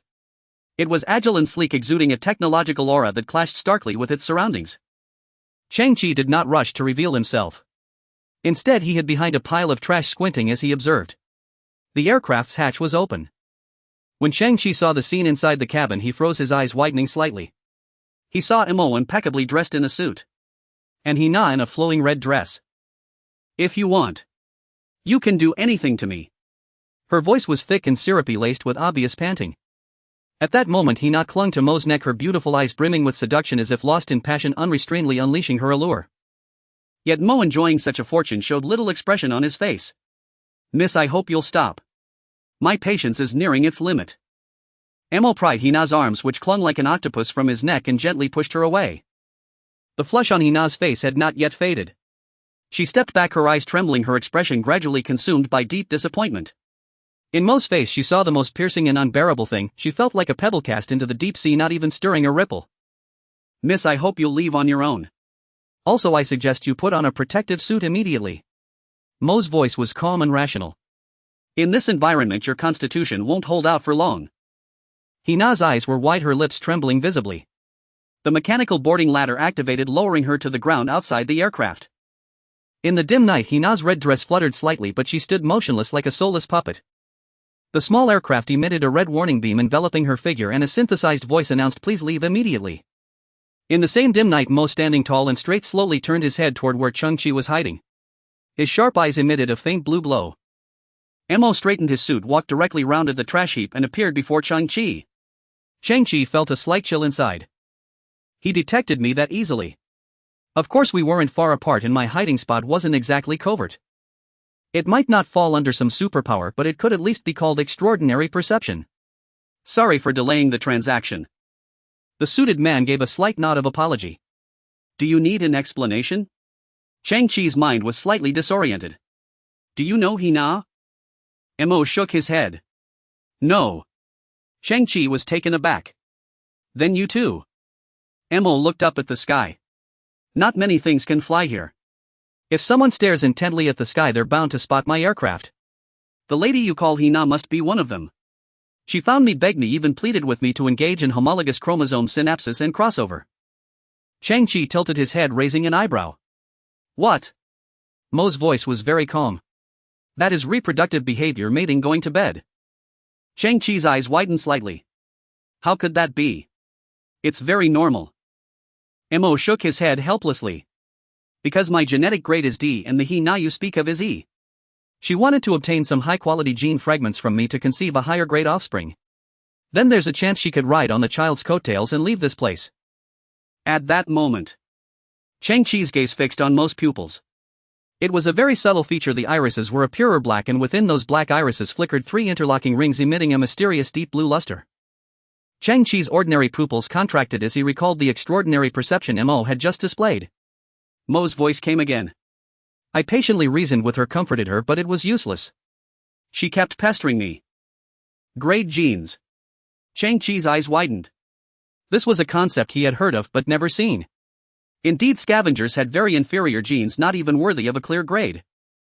Because of this, Earth had been invisibly subjected to a sky prohibition by certain people aimed at preventing these inferior genes from leaving Earth and polluting all of human civilization. Thus this place was a prison for scavengers. Yet every scavenger harbored a fantasy to leave Earth and integrate into true human civilization. But Hina. Cheng Qi was somewhat bewildered. He understood the logic, but facing this reality, his worldview was still massively shaken. Hina was the most beautiful sight on Bar Street, perhaps the most beautiful sight on the entire trash planet Earth. Every day she would sit in the same spot, quietly gazing at the sky. Whoever saw this scene would sigh inwardly, even feel a spiritual cleansing, for the image was too pure and beautiful. Hina did not speak, nor did she make any unnecessary movements. Her inner world must have been strong and colorful. Everyone was curious about what she was thinking. But she never shared with anyone. No one could enter her heart. Cheng Qi thought so too, that Hina was immersed in her own spiritual world. Yet as it turned out, she was simply observing the sky, watching for extraterrestrial aircraft to land. She was waiting for the descent of a higher-grade gene carrier. That proud red rose despised all bees, yet yearned for the gardener to snap her stem and place her in a tall bouquet. You seem quite surprised. Mo tilted his head, intrigued. You've never seen the world of higher-grade genes, have you? To be honest, I had no intention of taking advantage. That girl's looks are quite ordinary in the world of higher-grade genes. Mo even patted Cheng Qi's shoulder reassuringly. As long as humanity exists, class will exist. You're still young, there's still a chance. Don't confine yourself to the present. The vast universe is beyond your imagination. The ragged scavenger cloak fluttered slightly. Cheng Qi watched the red-dressed figure disappearing into the night, and something shifted silently within him. But perhaps he had struggled in the mire of the bottom for too long. Merely surviving had drained all his strength, and he had lost the will to stand up. Did Cheng Qi like Hina? He didn't know, or perhaps he dared not admit it. After all, how could an 18-year-old naive youth not develop a fondness for such a beautiful and unique girl? Yet Cheng Qi had just witnessed with his own eyes Hina, who had rejected all scavengers, groveling like a lowly bitch before a higher-grade gene carrier. But that no longer mattered. What Cheng Qi yearned for had changed. Mo's voice came again. Can we start the transaction? Whoosh. Cheng Qi let out a slow breath. Of course. Cheng Qi's expression gradually grew resolute. He pulled out an amorphous alloy from his person and placed it on a scrap iron box nearby. Watching Mo's expression, he then retrieved a second, third and fourth piece from different parts of his body until he had accumulated 23 in total. He observed Mo's demeanor throughout. The man showed no excitement, joy or elation. He regarded everything with utter calm, like an apple buyer looking at 10 pounds of apples. Indeed. The gap between scavengers and higher-grade gene carriers was immense. Not just in genes but in cognition, awareness, material resources, everything was worlds apart. Combined with the hyena's earlier behavior, Cheng Qi knew that Mo was indeed a legitimate businessman. However, regarding the high-entropy alloy, Cheng Qi decided to keep it hidden for now. He would only consider revealing it after successfully completing at least one transaction with Mo. Compared to other scavengers, you are already extraordinary. Mo nodded, quietly gazing at the amorphous alloys without asking any questions about their origin. These alloys are of high value. What do you need, credit points or other items? Cheng Qi clenched his fist, lifting his head inch by inch. I want to exchange for gene catalytic agents, the cheapest, most basic model. As many as I can get, I'll take them all. I see. Mo took out a compact technological scale, holding it in his palm.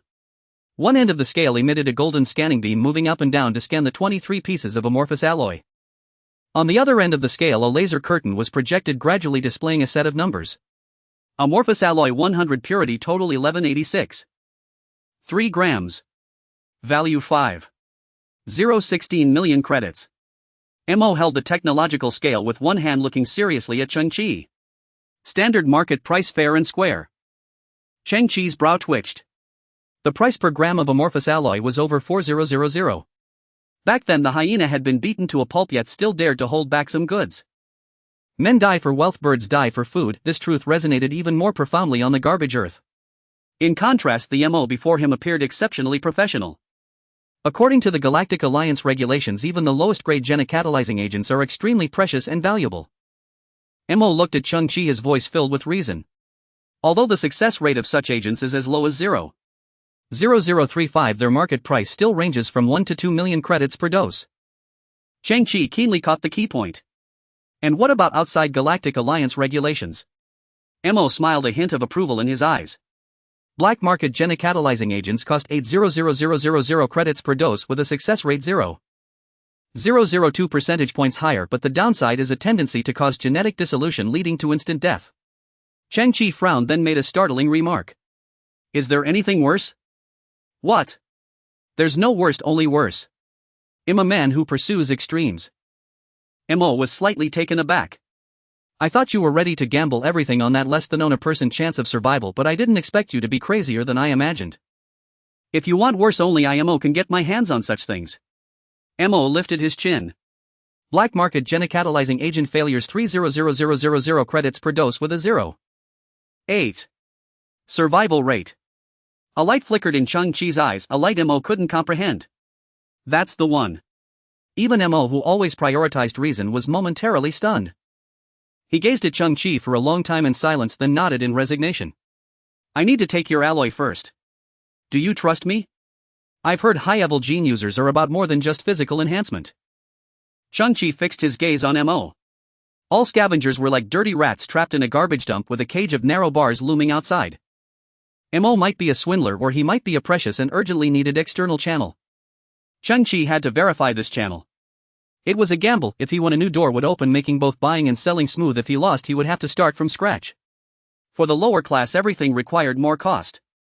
Though it seemed unfair, not every scavenger had the chance or qualification to place such a bet. Of course, Cheng Qi had been observing Mo as closely as possible, trying to deduce the outcome.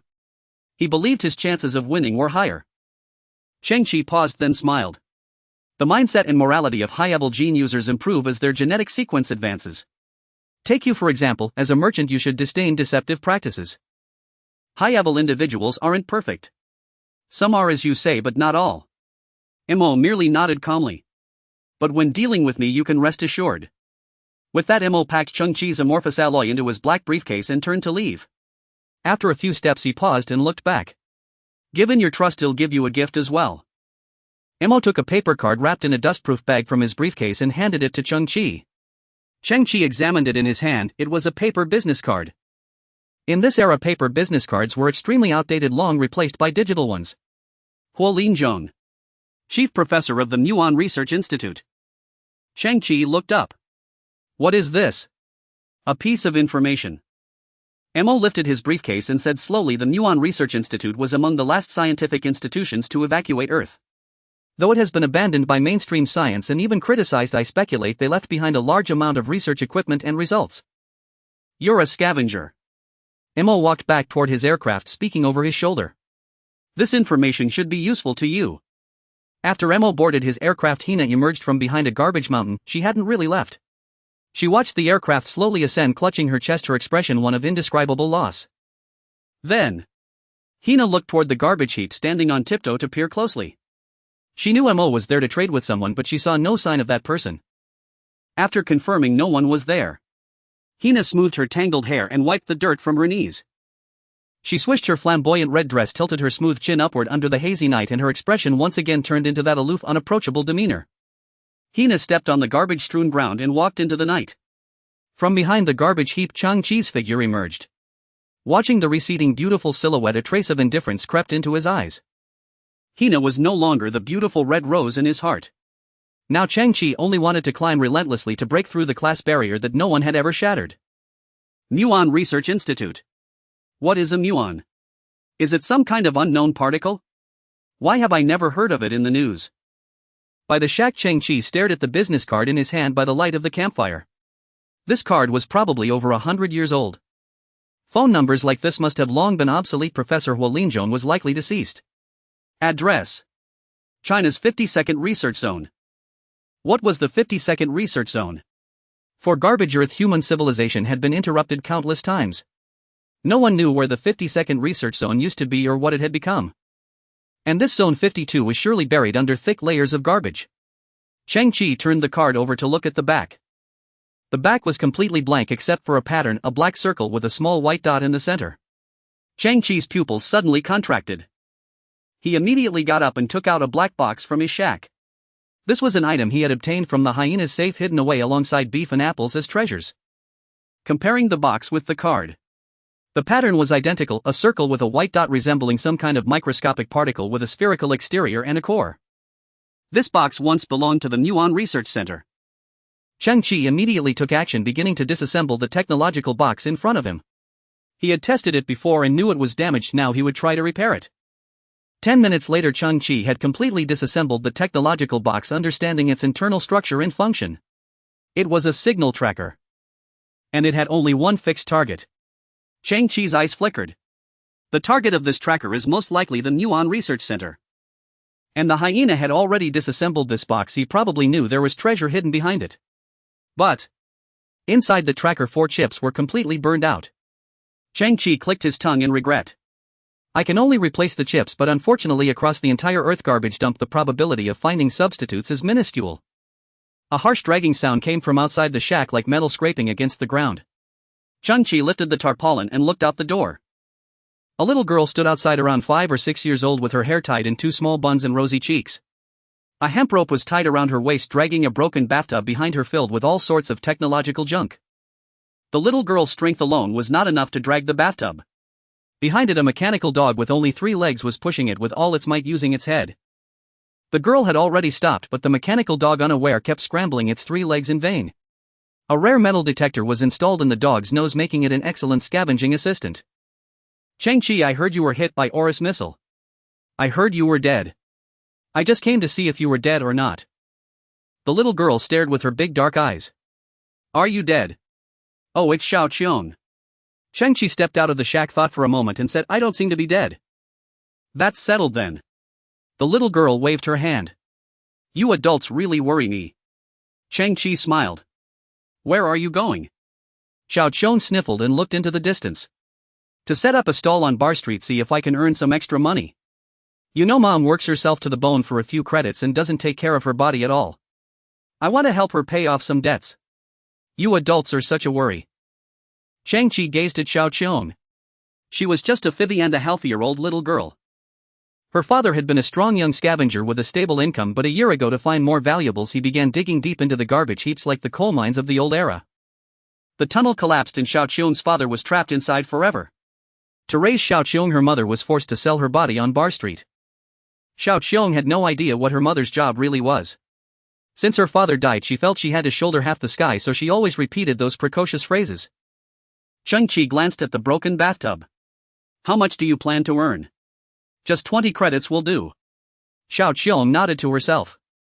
After all, any mature person knows that greed is not good. Cheng Qi patted the little girl's head, turned back into the shack, and brought out half a big red apple. Xiao Qiong's eyes widened as she looked at the fresh apple, its surface reflecting a red luster. This must be worth a few hundred credits, right? Cheng Qi pointed at the apple seriously. It's an apple with a dream.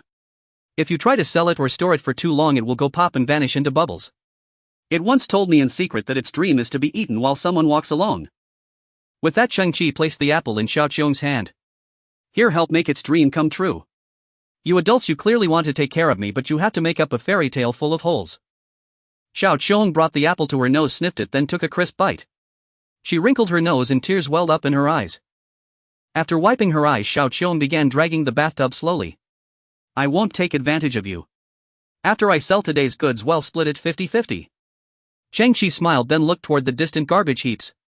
Xiao Qiong's mother had been watching from the shadows, not because she didn't trust Xiao Qiong meeting Cheng Qi, but because she worried about her daughter being out alone late at night.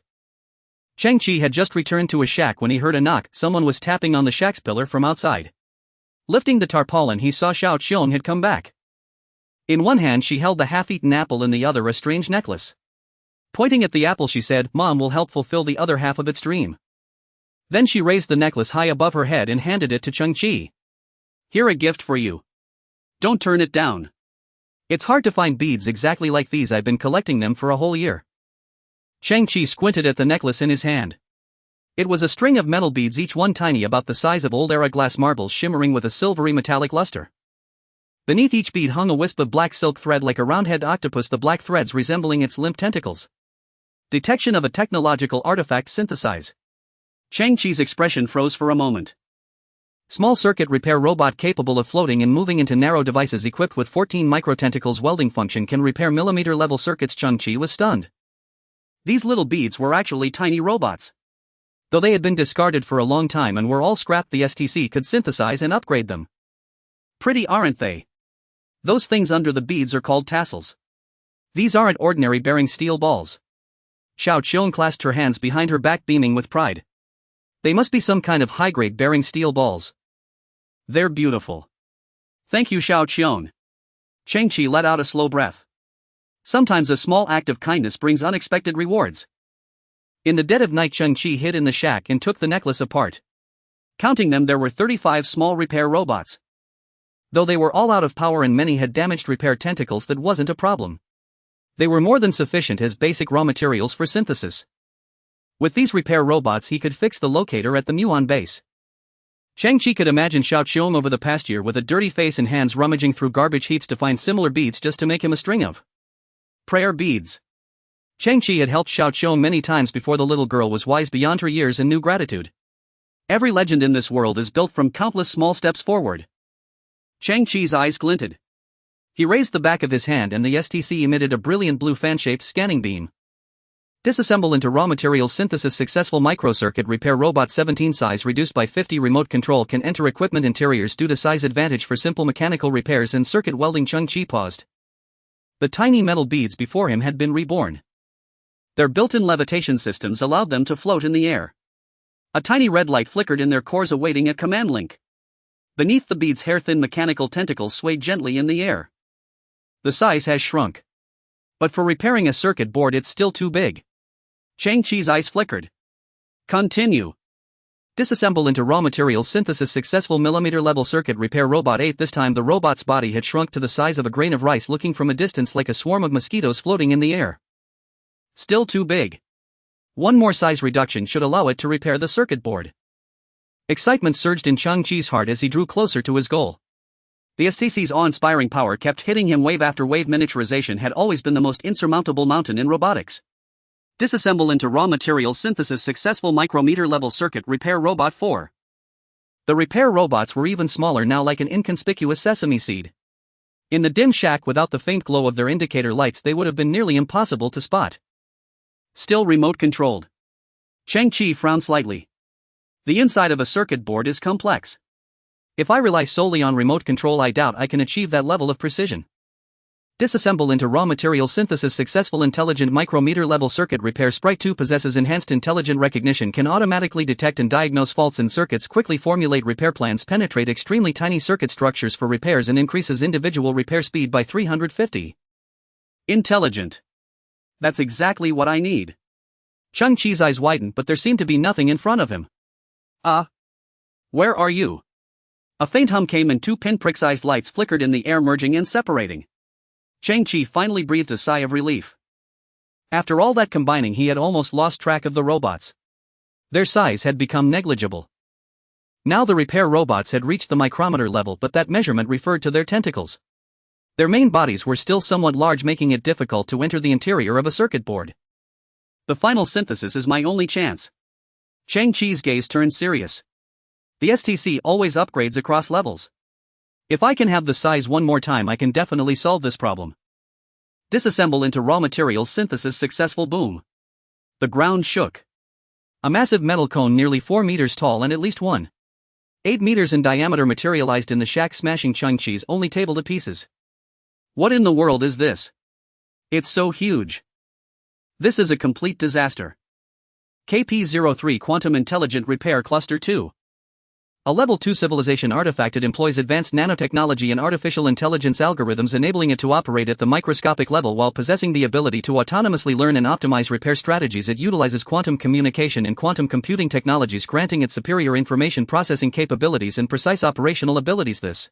Cheng Qi was somewhat speechless. Bro, with such a massive volume, what could you possibly repair? Wait. A cluster. With a hiss and a hum, a hatch slowly opened on the front of the giant metal cone, revealing a brilliant blue technological glow within. Then a palm-sized metal disc drifted out like a UFO. It rotated slightly in the air, then, as if it had found its target, slowly descended onto Cheng Qi's shoulder. What's this? Cheng Qi asked in confusion. The small UFO emitted a synthetic voice. Shall I demonstrate the cluster's capabilities? Cheng Qi paused. Go ahead, show me. With a hum. Suddenly from within the metal cone, like a disturbed beehive, countless thousands of repair robots flew out in dense swarms. These robots were so minuscule as to be barely perceptible, converging like smoke. Once dispersed, they vanished from sight entirely. Nanoscale. Cheng Qi stared at the mist in the air. My heavens, that's terrifying. Nearby, Han Zai, who was lubricating his finger joints, accidentally snapped off one of his mechanical fingers. The nano repair robots quickly identified the repair target. Like smoke, a squad split off, thousands of them picking up Han Zai's finger and perfectly aligning it, while another team tightened the corresponding screws. Yet another squad was deployed their microscopic tentacles, releasing something akin to arc welding technology. Tiny sparks flashed as they welded Han Zai's finger back on, then polished and waxed it. Han Zai looked at his newly gleaming finger. You even gave me a manicure, he exclaimed, watching the humming nano repair robots before him. Only then did Cheng Qi fully comprehend. The massive cone was a distribution center. The UFO by his ear was a mobile control terminal capable of commanding tens of thousands of even smaller, more intelligent nano repair robots. A carrier, a mobile control terminal, and nanorobots. Combined, they formed a complete nanoscale intelligent repair factory. STC never disappoints. Even a level 2 civilization artifact is this formidable. Cheng Qi took a deep breath, his gaze shifting to the Muon Research Center positioning box. That palm-sized black box was at least a century old, its internal circuits corroded and its 4-core circuit boards melted. Replacing parts was its only way out. As for repairing it, probably no one on Earth could do it. At that moment, the small UFO flew steadily, hovering over the black box and releasing a faint scanning beam. Damaged circuit board detected. Attempt repair. Cheng Qi blinked. He had to admit he wasn't very confident. Attempt. Immediately an extremely fine mist diffused from the UFO, forming a barely visible hand that unscrewed the tiny screws inside the black box, one rotation at a time. In moments, the positioning box was disassembled into hundreds of parts spread flat on the table. The grime and corrosion on the parts visibly faded away layer by layer. Then faint flashes appeared on the chips, microscopic robots repairing the circuits, leaving behind tiny solder points. After that, all the renewed parts were picked up as if by an invisible hand and reassembled piece by piece. Throughout the entire process, Cheng Qi's gaze never wavered. He had to admit, watching this orderly, meticulous renovation process without any omission was both satisfying and relaxing. The heroic nano repair robots whirred into the air, converging and dispersing again. With a series of beeps, the relatively outdated red light-emitting diodes on the surface of the positioning box began to flicker, frequently operating smoothly. Cheng Qi rubbed his palms together, unconsciously pursing his lips. A small blue beam of light lit up at the top of the box, and then a 3D projection far inferior to modern holographic technology materialized in the air. Repaired. Cheng Qi's eyes widened slightly. The 3D image was a flat map of Earth depicting ancient mountains and oceans, complete with clear latitude and longitude lines. East longitude 11620, north latitude 3956. A single point of light flickered frequently on the map, clearly the core information. Cheng Qi squinted. This address was once the Chinese city of Jingdu. In the hearts of present-day scavengers, it had another name, the land of no return. The surrounding area, nearly 1,000 kilometers in radius, was a rarely exploited wasteland. Some had attempted to approach, but it was said they only managed to enter within 600 kilometers of Jingdu. That armed scavenger team of 12 eventually returned with only 3 members, all missing limbs, and they died within the next week from infected wounds. The Muon Research Center is actually located in Jingdu. A hint of gravity crept into Cheng Qi's expression. But that place has become terrifying now, everyone shuns it. But one could imagine that in such an untouched place the Muon Research Center would be very well preserved. What functions could Muon technology possess? Judging by its unique name, it was certainly no ordinary thing. Not to mention STC's incredible synthesis capabilities. Cheng Qi rolled up his sleeve, looking at the dreamlike XXX-01 Limit Warrior armor. True courage and confidence weren't gained through self-deception, they came from equipment. He gritted his teeth, his eyes gradually shifting from their previous confusion to a clear, sharp focus. It was time to take a gamble. Fortune favors the bold. The next morning the sky remained shrouded in a hazy mist. Various kinds of dust and harmful gases filled the air, rendering the sun dim and lusterless. Cheng Qi and Han Zai arrived at the dilapidated transportation hub.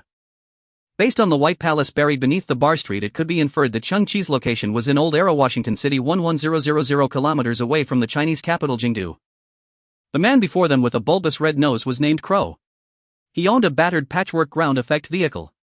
This type of vehicle was a hybrid between an airplane and a hovercraft. The compressed air from the engine flowed downward through the wings, allowing it to skim 5 to 8 meters above the ground or water at great speed. This contraption served a purpose akin to a long-distance bus. It barely skirted the edge of the sky prohibition, yet it solved the scavengers' need for long-range travel. Anyone could board after paying the fare. On board the vehicle were several other scavengers. When they heard Cheng Qi was heading to Jingdu, their voices dropped to whispers. 2 scavengers stood up and silently placed 2 edible energy bars and a bottle of filtered water before Cheng Qi. Leaving behind food and water was their final act of sympathy. This was a tragic era where many with no way out would risk their lives. Passengers, hold tight and sit steady. No need for seatbelts because this flight doesn't have any. The pilot Crow shoved the control lever forward. Lift off. Boom. Fierce air currents churned on either side of the ground effect vehicle, dust billowing. The fuselage slowly rose, then with a sudden burst of speed it set off smoothly. Midair the vehicle shed various parts like a toad scattering its spawn. Unfazed, Cheng Qi furrowed his brow and thought. Am I going to crash to my death before I even reach Jingdu? Suddenly, Cheng Qi saw a massive object spewing thick black smoke detach from the ground effect vehicle and plummet to the ground. Master. Crow's Nanny robot, a decommissioned aviation maintenance unit, said naively, engine number 2 has left us. Easy, it's a small matter. Back up. Back up. Crow waved his hand, accustomed to such events. The aviation maintenance robot deftly hoisted another engine, mounted it on the wing, and with a clatter of wrenches and bolts engine number 2 was back in operation. Cheng Qi glanced at the cabin. It seems there are no more backup engines. No worries. I've been flying this route for 7 or 8 years. I've scattered engines all over the place. It doesn't matter if 1 or 2 fall off. When we make an emergency landing, we'll find a replacement in no time. It's all recycling. It can be like that. Of course. I Crow fly a plane, steady as a rock. Life is a journey full of bumps and tumbles, ups and downs. Cheng Qi never imagined that a mere vehicle could illustrate that phrase so perfectly. After a long, nerve-wracking voyage, Cheng Qi finally arrived at the outskirts of Jingdu, setting foot on land that was once worth a fortune. Dust drifted behind him. Crow piloted the vehicle, gradually ascending. He looked down at Cheng Qi and Han Zai on the ground. Brother, if you can make it back, the ride's free. It's a deal. Cheng Qi waved goodbye to Crow. He could sense that this guy was a man of passion. Then Cheng Qi's smile faded as he slowly turned, his eyes narrowing into slits. The landscape on Earth was almost entirely the same, endless heaps of garbage as far as the eye could see, with barely any soil or ground visible. All around, a pale green mist floated, laced with a variety of toxic chemical gases. From deep within the distant piles of trash a pair of crimson eyes would occasionally emerge, fixating on Cheng Qi from afar, eerie and chilling. Cheng Qi raised his head slightly. The power armor of the Limit Warrior flipped out a silver metallic faceplate, and the eye sockets of the mask instantly lit up with a technologically advanced blue beam. A so-called Limit Warrior naturally possessed the ability to withstand all kinds of harsh environments. On Cheng Qi's shoulder was still the mobile control platform for the KP-03 Quantum Intelligent Repair Swarm. That small UFO clung to Cheng Qi's shoulder with tens of thousands of micro-repair robots coiled atop it. At this moment they had retracted their mechanical tentacles like insects, folding their wings and entering hibernation. This was a pleasant surprise Cheng Qi had discovered earlier. He hadn't expected to be able to take a small travel pack out from the center of that massive repair swarm. Hanzai ready. No problem. With a whoosh, the jet turbine boots beneath their feet activated. Two figures shot straight into the sky, then adjusted their posture at high altitude, diving straight into the heart of Jingdu. Squeak! Squeak! After Cheng Qi and Hanzai ascended, dark shadows suddenly crawled out from the surrounding trash piles. They emerged into the dim sunlight, gradually revealing their true forms. They were enormous gray rats, each at least a meter in length, with bulging muscles. Their sharp teeth had far outgrown their mouths, piercing through the skin of their lower jaws, exposed to the air and dripping with putrid fluid. They glared with crimson bestial eyes, standing upright on their hind legs, staring at the two figures in the distant sky. Carrion rats. That was the name scavengers had given them. Rats were already a species difficult to exterminate, but these rats had been mutated by the massive amounts of chemical waste and radiation in the Jingdu area. They had grown strong and ferocious, their teeth and claws incredibly hard. Their vitality was even more tenacious. Even if their bodies were cut in half, they could still viciously bite their prey. Moreover, within the carrion rat population, certain more intelligent mutants had emerged. They acted as strategists, secretly commanding the pack, employing a combination of numerical superiority and tactical attacks. At that moment, a carrion rat turned north, opened its hideous, terrifying mouth, and from its throat emitted a strange, distorted sound that was nothing like a rat's squeak, but rather the roar of some large carnivore. Instantly, from the north came a series of terrifying roars, one overlapping the next. It was a warning. And the response came from a colossal population numbering in the tens of millions. These mutant rats were extremely territorial. Once they detected an intruder, they would not hesitate to mobilize the entire pack to tear the enemy to shreds. In truth, the name carrion rat no longer suited them well. Many scavengers called them man-killer rats. This was the reason the Jingdu region was known as the land of no return. Cheng Qi and Hanzai hovered 100 meters above the ground, surveying the scene below. The earth was dim and eerie, with wisps of green mist drifting about, and as far as the eye could see there was nothing but shattered refuse. Suddenly the ground erupted with a dense cluster of crimson dots. If the earth were likened to a pitch-black sky, then these dots were as numerous as the stars, exuding a blood-chilling sense of terror. Cheng Qi narrowed his eyes. In that same instant the red dots vanished as if extinguished.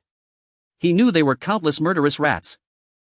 They had burrowed into the piles of trash, waiting to strike the moment anyone set foot in their domain.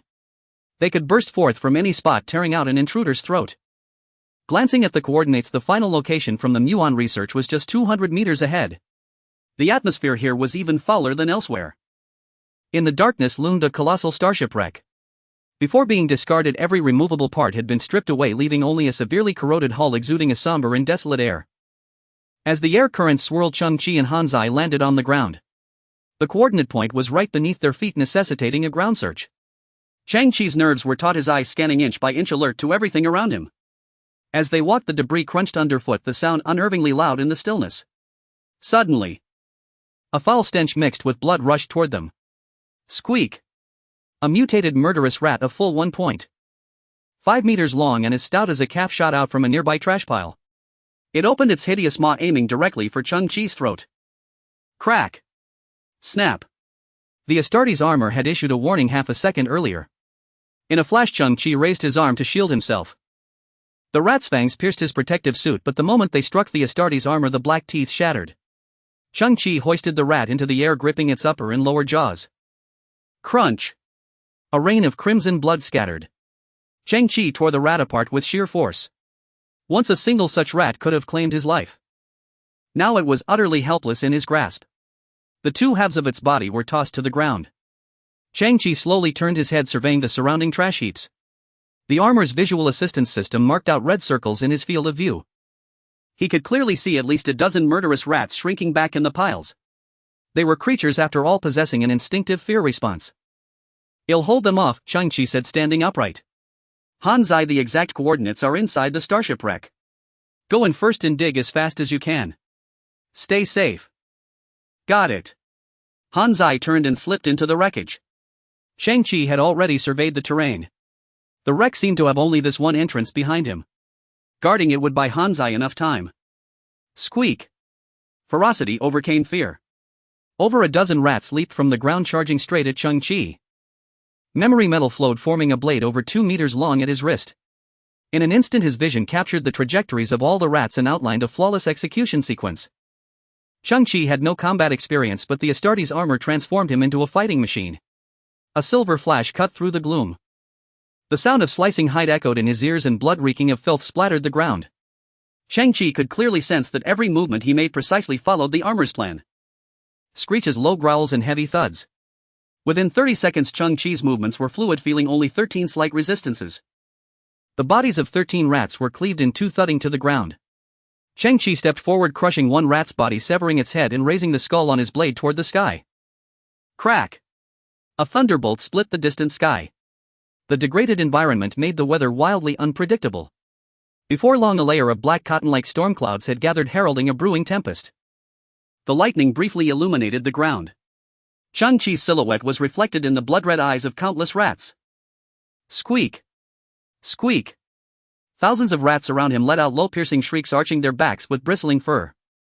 Cheng Qi's logic was clear. The rats had bred for centuries, their numbers staggering, impossible to exterminate. The most efficient tactic was to intimidate them, forcing them to retreat out of instinct. For now his plan seemed to work. Not a single rat dared to crawl out of the trash. Cheng Qi tilted his head. He saw deep within the wreck Hanzai's hands working like excavators at full throttle, frantically digging the ground. Hanzai, any progress? Nope. Who knows how long this'll take? Just as Cheng Qi was about to help the rats, before him did something odd. They didn't approach him but moved around him, forming concentric rings. Each rat was tense like a drawn bow, claws digging into the ground, ready to strike at any moment. They want to surround me from all sides and attack in relentless waves. Cheng Qi squinted. Suddenly on the armor's holographic interface he detected a faint red eerie sound wave. Tracing it, he pinpointed a small trash heap in the distance. In an instant he understood the truth behind it. Squeak! Dozens of rats in the first encircling ring leaped high, charging like kamikazes in the first wave. Cheng Qi frowned. He raised his right hand, fingers spread, pointing at the sky. The gravity control glove activated and a pale yellow field expanded instantly. The rats let out terrified shrieks, their bodies writhing frantically in the air, unable to fall. At the same time, Cheng Qi extended his left hand toward the distant trash heap. The other glove also released a pale yellow field. The distant trash trembled and a sharper screech emerged. A pure white rat, much smaller in size, was yanked out of the pile by Cheng Qi. These white-furred rats were the strategists of the swarm. They were a special breed, having evolved intelligence superior to the others. The earlier encirclement was their scheme. They could emit low-frequency sound waves inaudible to human ears, using them to command the gray-furred rats. Hum. The air before him vibrated as Cheng Qi steadily increased the gravity glove's power. The white rat's pupils suddenly showed a human-like expression, one of terror and disbelief. Cheng Qi's brow furrowed sharply. Squeak! Bang! The white rat's flesh exploded. A fine spray of blood and mushy red gore splattered everywhere. When he acquired the gravity gloves, the STC notes had made it clear the gravity fields they generated were to some extent violent and uncontrollable. In that instant the other gray rats were stunned by the sudden scene, their limbs paralyzed, emitting broken squeaks. Cheng Qi's gaze was icy. He rotated his left hand again and yanked 3 more white rats from under a nearby trash heap. The human-like expressions on these white rats were even clearer. Terror, terror, and nothing but terror. Though they understood the situation, they had no idea how this creature could lock onto them or control their bodies from a distance. Bang! Bang! Bang! Blood stained the sky as the 3 white rats simultaneously burst into pulp. The gray rats not only dared not advance but even trembled. Some smaller ones even wet themselves in fear. Capture the chief to subdue the followers. Instantly killing the strategists intimidated the common rats. Cheng Qi's lips curled into a triumphant smile. But half a second later his grin faltered slightly. The trash on the ground was trembling. No, the ground itself was shaking. Rumble. Rumble. A suffocating stench swept over him, accompanied by deafening roars. Cheng Qi looked up and his pupils contracted sharply. A kilometer away, a sky-obscuring gray wave was rising. It was a rat tide. Countless rats tumbling and trampling each other formed a wave hundreds of meters high, surging in from all directions. Is the entire colony mobilizing? Cheng Qi turned and yelled, Hanzai. How's it going? Holy crap. Based on my scan, the old capital site is 260 meters down. Hanzai, bent over with his rear in the air, was still digging furiously. Can't dig to it at all. Damn it. No sooner had he spoken. The ground beneath him collapsed into a deep bottomless pit and Hanzai plunged down. Boom. After a slight delay, the sound of massive debris hitting bottom came up. Holy crap. I slipped. My leg nearly broke. Hanzai's voice echoed like from a deep well, his body seemed unharmed. At the same time, on the Astartes armor's holographic interface, a set of data appeared. Object fall time 7.28 seconds.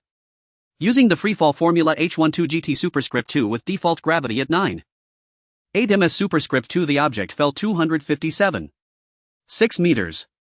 Cheng Qi's face hardened. Is this really the time for padding word count? The next moment it clicked. 257.6 meters. Hanzai had fallen into the buried capital. Great heavens. There's a sturdy alloy door here, it's the entrance to the Muon Research Center. The password system's busted, can't open it. Hanzai's exclamation came through. Cheng Qi looked into the distance. The colossal rat tide was less than 200 meters away, countless rats densely packed, hideous and terrifying. A single rat was no match for him. But this armor, after all, was a personal combat unit, it lacked mass destruction capabilities. Thus the endless rats were impossible to kill off. Fighting them was a complete waste of time. Hanzai's already down there. And there's an alloy door with a broken password system. Cheng Qi's eyes glinted. He glanced at the tiny UFO perched on his shoulder. I'm counting on you. On his shoulder, a puff of smoke seemed to rise. The nanobots with clear purpose flew straight into the collapsed cave. If the nanites could repair the Muon Research Center's door in record time, then Cheng Qi and Hanzai could enter through the alloy door, avoiding the rat horde entirely. 3 seconds after the repair nanobots entered the cave, Cheng Qi leaned back and plunged into it like a free fall. The moment he jumped, the dense swarm of rats surged forward, crowding around the pit's edge. Their crimson eyes peered down, emitting savage screeches. But they had no intention of letting him go. They formed a gray waterfall, spectacular as it cascaded down 3,000 feet, recklessly leaping into the pit as well. During the fall, Cheng Qi clearly saw a vast, dim and hazy space below. Hanzai was leaning against a dark golden gate. By his estimation, the gate was thick and sturdy, likely enough to hold back the killer rats. The micro-repair robot darted ahead, drifting like smoke into a keypad beside the gate. Then as Cheng Qi neared the ground, he executed a midair somersault to absorb the impact, landing on one knee. He stood before the alloy gate and looked up into the air. Countless killer rats cascaded down with an overwhelming momentum. Suddenly the waterfall of killer rats in midair split in two like a torrent. Immediately a massive black shadow burst forth from the swarm. Cheng Qi's pupils contracted. What is that, a giant rat? The killer rat king. The killer rat in midair had red fur and must have been over 4 meters in size. In the dimness it was as large as a rhinoceros. How could such a monstrous thing exist? But in the next second Cheng Qi realized he had underestimated the situation. That red-furred killer rat wasn't the king, for in the following moments hundreds more giant red-furred killer rats emerged. Those must be some kind of elite rats. Formulating repair plan. Cheng Qi was taken aback at the sound, looking at the tiny UFO on his shoulder. Big brother, you were quick when there was no rush, but now time is tight in your planning. Roar. A beastly howl erupted from the fanged maw of the red-furred killer rat. This thing should be described as a beast. One red-furred killer rat landed, rolled over, shook its stiff fur and leaped 4 or 5 meters high, its gaping maw lunging toward Cheng Qi. Equipment repair complete. Cheng Qi was stunned again. Was the plan for an instant fix? Door lock system repaired and functioning well. Now entering decryption process. Estimated time unknown. Cheng Qi's emotions were on a roller coaster, but the situation made sense. The gate was fixed, the password system was operational, and entry required waiting for the decryption. But without a clear decryption time. Seeing the waterfall-like swarm of killer rats and the numerous elite rats, Cheng Qi couldn't help but feel irritated. If he ever got the chance, had synthesized some weapons of mass destruction. Ding. Authorized personnel detected. Welcome to the Muon Research Center, Sector 52, Huaxia. This time the prompt came from inside the alloy gate. Cheng Qi was startled. How could I be an authorized person? How is this possible? The Muon base was abandoned and buried a century ago, I'm only 18. Hum rumble, the alloy gate began to shake and dust fell in patches. Then the gate slid open slowly revealing a gap. Cheng Qi grabbed Han's eye beside him and squeezed sideways through the opening. After Cheng Qi entered the Muon Research Center the gate began to close slowly. Roar! A red-furred killer rat squeezed half its body into the gap but was caught by the closing door. The force of the alloy gate was astonishingly heavy. The sound of bones cracking rang out as the rat was crushed, its flesh and organs splattering. It screeched as its body was severed in two. Half of the red-furred killer rat's body fell inside the gate. Cheng Qi thought it was dead, but in the next instant the half-rat used its front paws to leap up, lunging again at Cheng Qi's head. Clang! A dark silver flash, the Space Marine armor materialized, a blade piercing straight through the rat's mouth and out the back of its skull. Thud! The truly dead red-furred rat hit the ground, its mouth agape, black blood oozing out. Cheng Qi blinked. Truth be told, ruin exploration was thrilling and terrifying. He could faintly hear violent impacts and claws scraping against the gate outside. But the entire alloy gate stood as firm as a mountain. In the old era it might have withstood a nuclear blast. The micro-repair robot shifted its focus, beginning to fix Han's ice leg. Cheng Qi slowly turned around, looking into the Muon Research Center. It was pitch black inside. He couldn't even judge its depth. Cheng Qi frowned slightly, not daring to relax. Clank! A distant sound of a switch closing echoed. In that instant a white fluorescent light flickered on above his head. Then, as if lighting up a new world, row after row of fluorescent lights illuminated, their clear white glow stretching far into the distance. Cheng Qi took a shallow breath. This place looked like a vast office. The environment was very clean and tidy, with white tiles popular in the old era and many glass-walled office cubicles on both sides. But as far as the eye could see it was empty, with only simple desks and chairs, utterly worthless. Cheng Qi had a bad feeling he might leave empty-handed. Aside from the noise of killer rats outside the door, it was eerily quiet here, like a ghost realm. Hello there, friend. A voice suddenly came from beside Cheng Qi. Caught off guard, he was startled, his hair standing on end. He turned his head inch by inch. A middle-aged man in a white lab coat had appeared silently beside him. The man stepped closer, but his feet made no sound at all. Who are you? Cheng Qi narrowed his eyes, flipping a blade into his hand. My name is Huo Linzhong, the director here. The middle-aged man smiled amiably. Huo Linzhong, the chief professor of the Muon Research Center. Cheng Qi frowned, it was the name on the business card. But this was incredible. Both the card and the center were a century old. He should have been long dead. Moreover, this Muon Research Center had been buried deep under the garbage heap. How could there still be a living person here? At that moment, the Space Marine power armor fed back environmental data. The oxygen level was extremely low, so low that the life support system had to be activated. Cheng Qi's pupils contracted. Could it be a ghost? Don't worry. Right now I'm just a 3D projection. A goddamn projection that I had to record by standing in front of a camera and talking to thin air. The man in the white coat said, tilting his head back to smile at Cheng Qi, revealing a set of nicotine-stained teeth. Cheng Qi was taken aback. He understood the principle of 3D projections. But what surprised him was that a scientist of Huo Linzhong's esteemed stature would have such a foul mouth.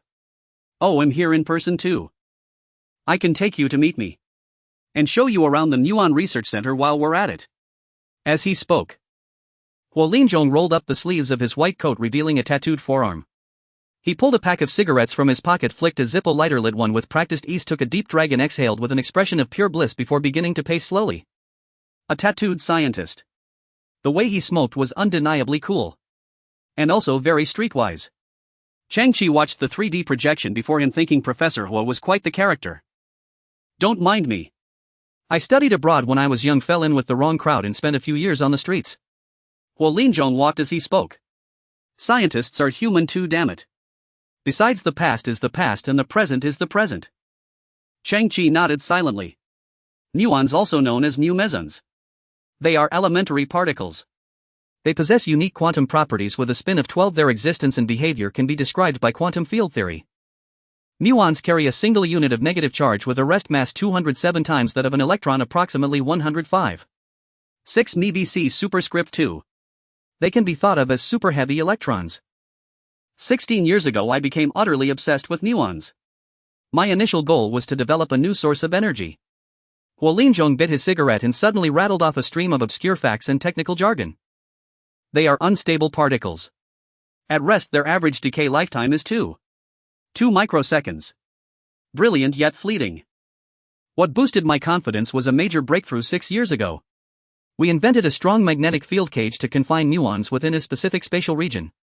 At that moment, Huo Linzhong turned sideways, flicked his white coat back, placed his hands on his hips, and looked towards a conference room on the left. That room, previously empty, suddenly lit up with another 3D projection. Countless young scientists were cheering within it. We've captured it. We finally captured the muon. Huo Linzhong seemed lost in the fond memory, a smile touching his lips. Unfortunately, for the next 10 years we achieved nothing. The projected Huo Linzhong's expression darkened. He took a fierce drag of his cigarette. We were under immense pressure. We were ridiculed by our peers, targeted by the Scientific Research Council, and our investors pulled out. Another projection appeared in the office, seemingly a scene from 10 years later. The young scientists were filled with despair, their eyes ringed with dark circles, their hair greasy. I myself had absolute faith in the muon. I encouraged them, comforted them, but I knew they couldn't hold on much longer. The projected Huo Linzhong continued walking. I believe muons are related to creation, to the most fundamental units of the universe. I have a strong conviction that once muons are fully harnessed, the level of human civilization will leap forward. For 10 years I conducted various experiments and catalyzed reactions with muons. During one experiment an accident occurred and I lost consciousness in the explosion. But I felt in that instant my consciousness was drawn into time. It felt like I traversed a 93 billion light-year universe and arrived at the primordial singularity. I saw a number. 24. I don't know what it is or what 24 means. But the shock I felt then, the feeling of every pore in my body opening, filled me with immense awe. My resolve to develop muon technology became unshakable in that moment. After that, I saw you. As he spoke, Huo Linzhong slowly turned around and suddenly looked directly at Cheng Qi. In that instant, Cheng Qi felt as if Huo Linzhong's eyes had pierced through the mysterious void, through the intangible river of time. He seemed to be looking directly at him from another world, another dimension. I saw you on Earth after it became a wasteland, finding the buried Muon Research Center. I saw your face and I saw your robot. I know. Huo Linzhong's voice was steady and penetrating. You are from the future. Cheng Qi felt a chill rise from the soles of his feet, his eyes widening slightly. So 100 years ago you set the access permissions for me. But Cheng Qi then realized a problem. The 3D projection before him didn't seem to have interactive capabilities. All of this was just a video Huo Linzhong had pre-recorded. He only talked to himself. The reason he could make seemingly interactive movements was because 100 years ago he had witnessed Cheng Qi at this moment. He had memorized Cheng Qi's actions. This was a cross-temporal communication. When I woke up I told others about the wonders of muons. Damn it, no one believed me. Not even my good friend Dr. Song from Area 51's Gene Research Institute. Huo Linzhong bit down hard on the cigarette filter. The force was so great that the filter was already deformed. He continued leading the way, turned a corner and entered a long narrow corridor. So what if I used to be a thug? What does it matter if I'm hated by the entire scientific community? I'm not serving them. My ambition is laughably noble. All my knowledge is useless if it cannot be given back to humanity. Humanity will eventually face an energy crisis. Efficient and stable new energy is humanity's only hope, the only hope. Though I cannot become a torch. Huo Linzhong's eyes shone with a special light. I am willing to burn my body to ashes to become a single spark, igniting the light of exploration for future generations. At this moment projection images appeared on both sides. All the institute's personnel were rushing about. Large amounts of documents were scattered on the floor. Everyone was packing whatever they could carry. Many military personnel were also present, holding rifles, checking for anything left behind. The 3D Huo Linzhong lit another cigarette, a look of desolation crossing his face. You see, on Earth my time energy is already depleted. Everyone is migrating. The Muon Research Center is no exception. In truth, the Muon Research Center has no way out. Even if we reach another planet, our fate will be assimilation or disbandment. Conversely, will humanity's interstellar exploration really go smoothly? Is the current energy technology truly sufficient? Huo Linzhong frowned. Time is running out for me. Cheng Qi looked at those images.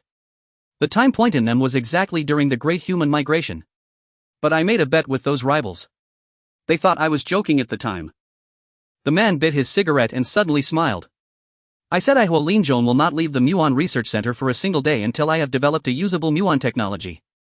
At this moment Huo Linzhong's 3D projection stopped walking.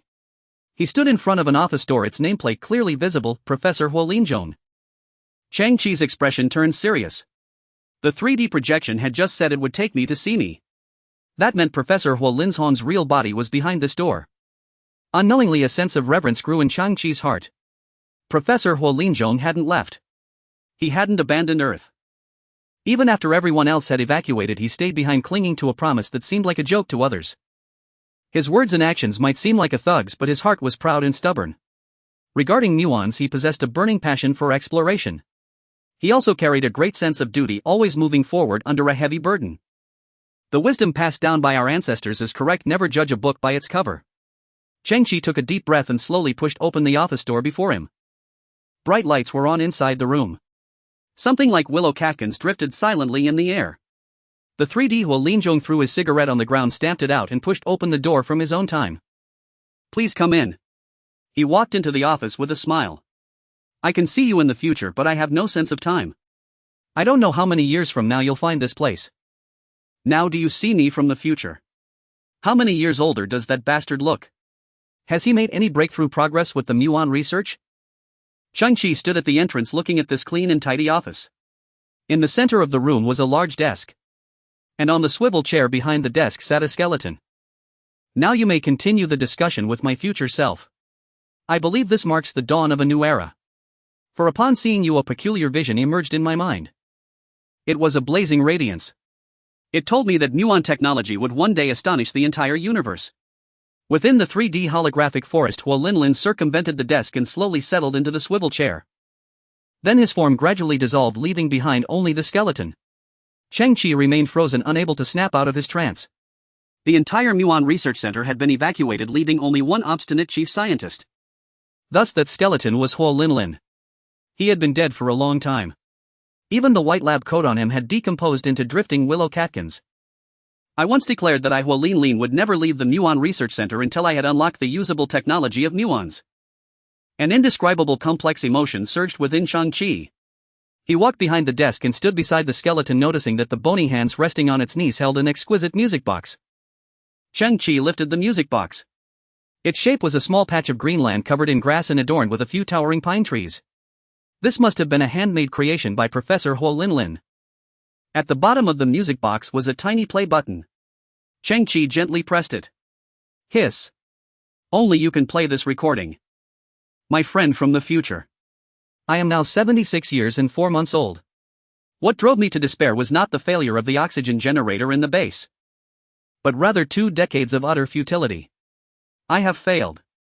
I tried 566 approaches, yet not one could harness the power of muons. Because at every critical juncture I felt a kind of constraint.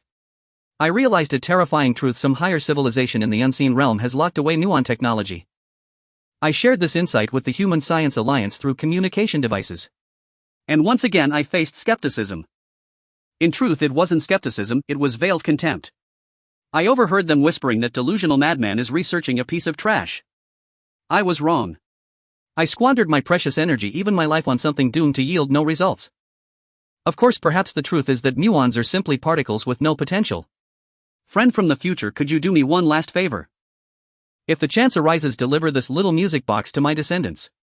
If they are still alive. This music box holds nothing special. Inside it merely contains a few stable yet utterly meaningless particles that emit a faint glow like miniature fireflies. Muons. Cheng Qi reached out a finger and gently brushed the branch of a pine tree on the music box. He noticed that the trunks of these pines were made of ultra-high purity transparent transistors. Inside the transistor, a small cluster of blue particles floated quietly like a miniature star. Cheng Qi's eyes widened and his heartbeat quickened unconsciously. This is the legendary muon. Though the Muon Research Center had been cleared out, the ultimate essence of decades of work had been preserved in this very manner. Cheng Qi gazed at the azure particles dancing like ethereal sprites. Though minuscule, they felt profound and mysterious, as though they were connected to an infinite vast world. Suddenly Cheng Qi realized something. He gently brushed the other pine trees and discovered that within this small music box there were 5 muon transistors in total. The music box's audio began to loop. Only you can play this recording. For 2 decades I have achieved nothing. I tried 566 approaches, yet not one could harness the power of muons. Detected similar technological creation, initiate synthesis. From the crystal wristband a blue scanning beam emerged.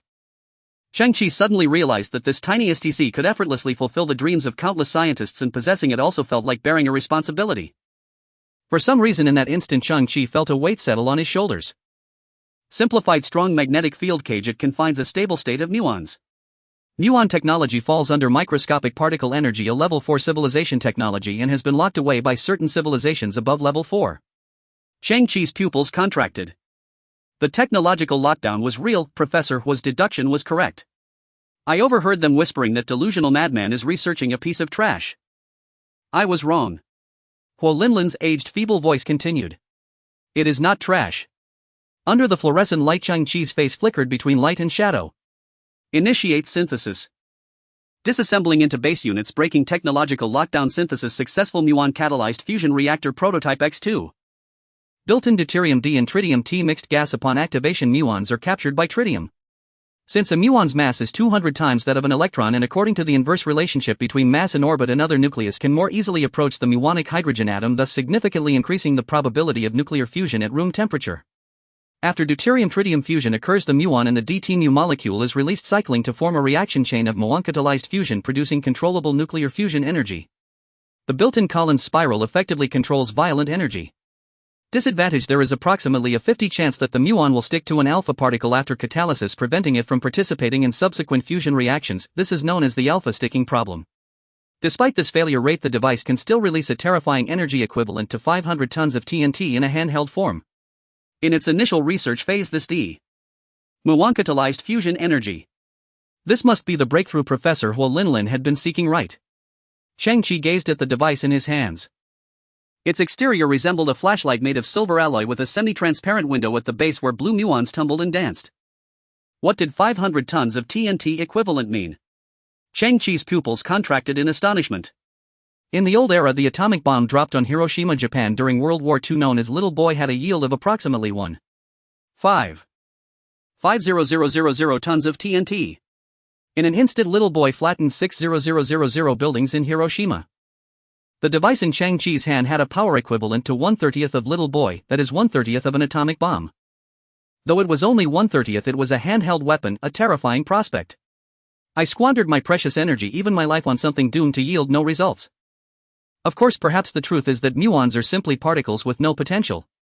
Huo Linlin's voice continued. Cheng Qi felt a surge of emotion. How could muons have no potential?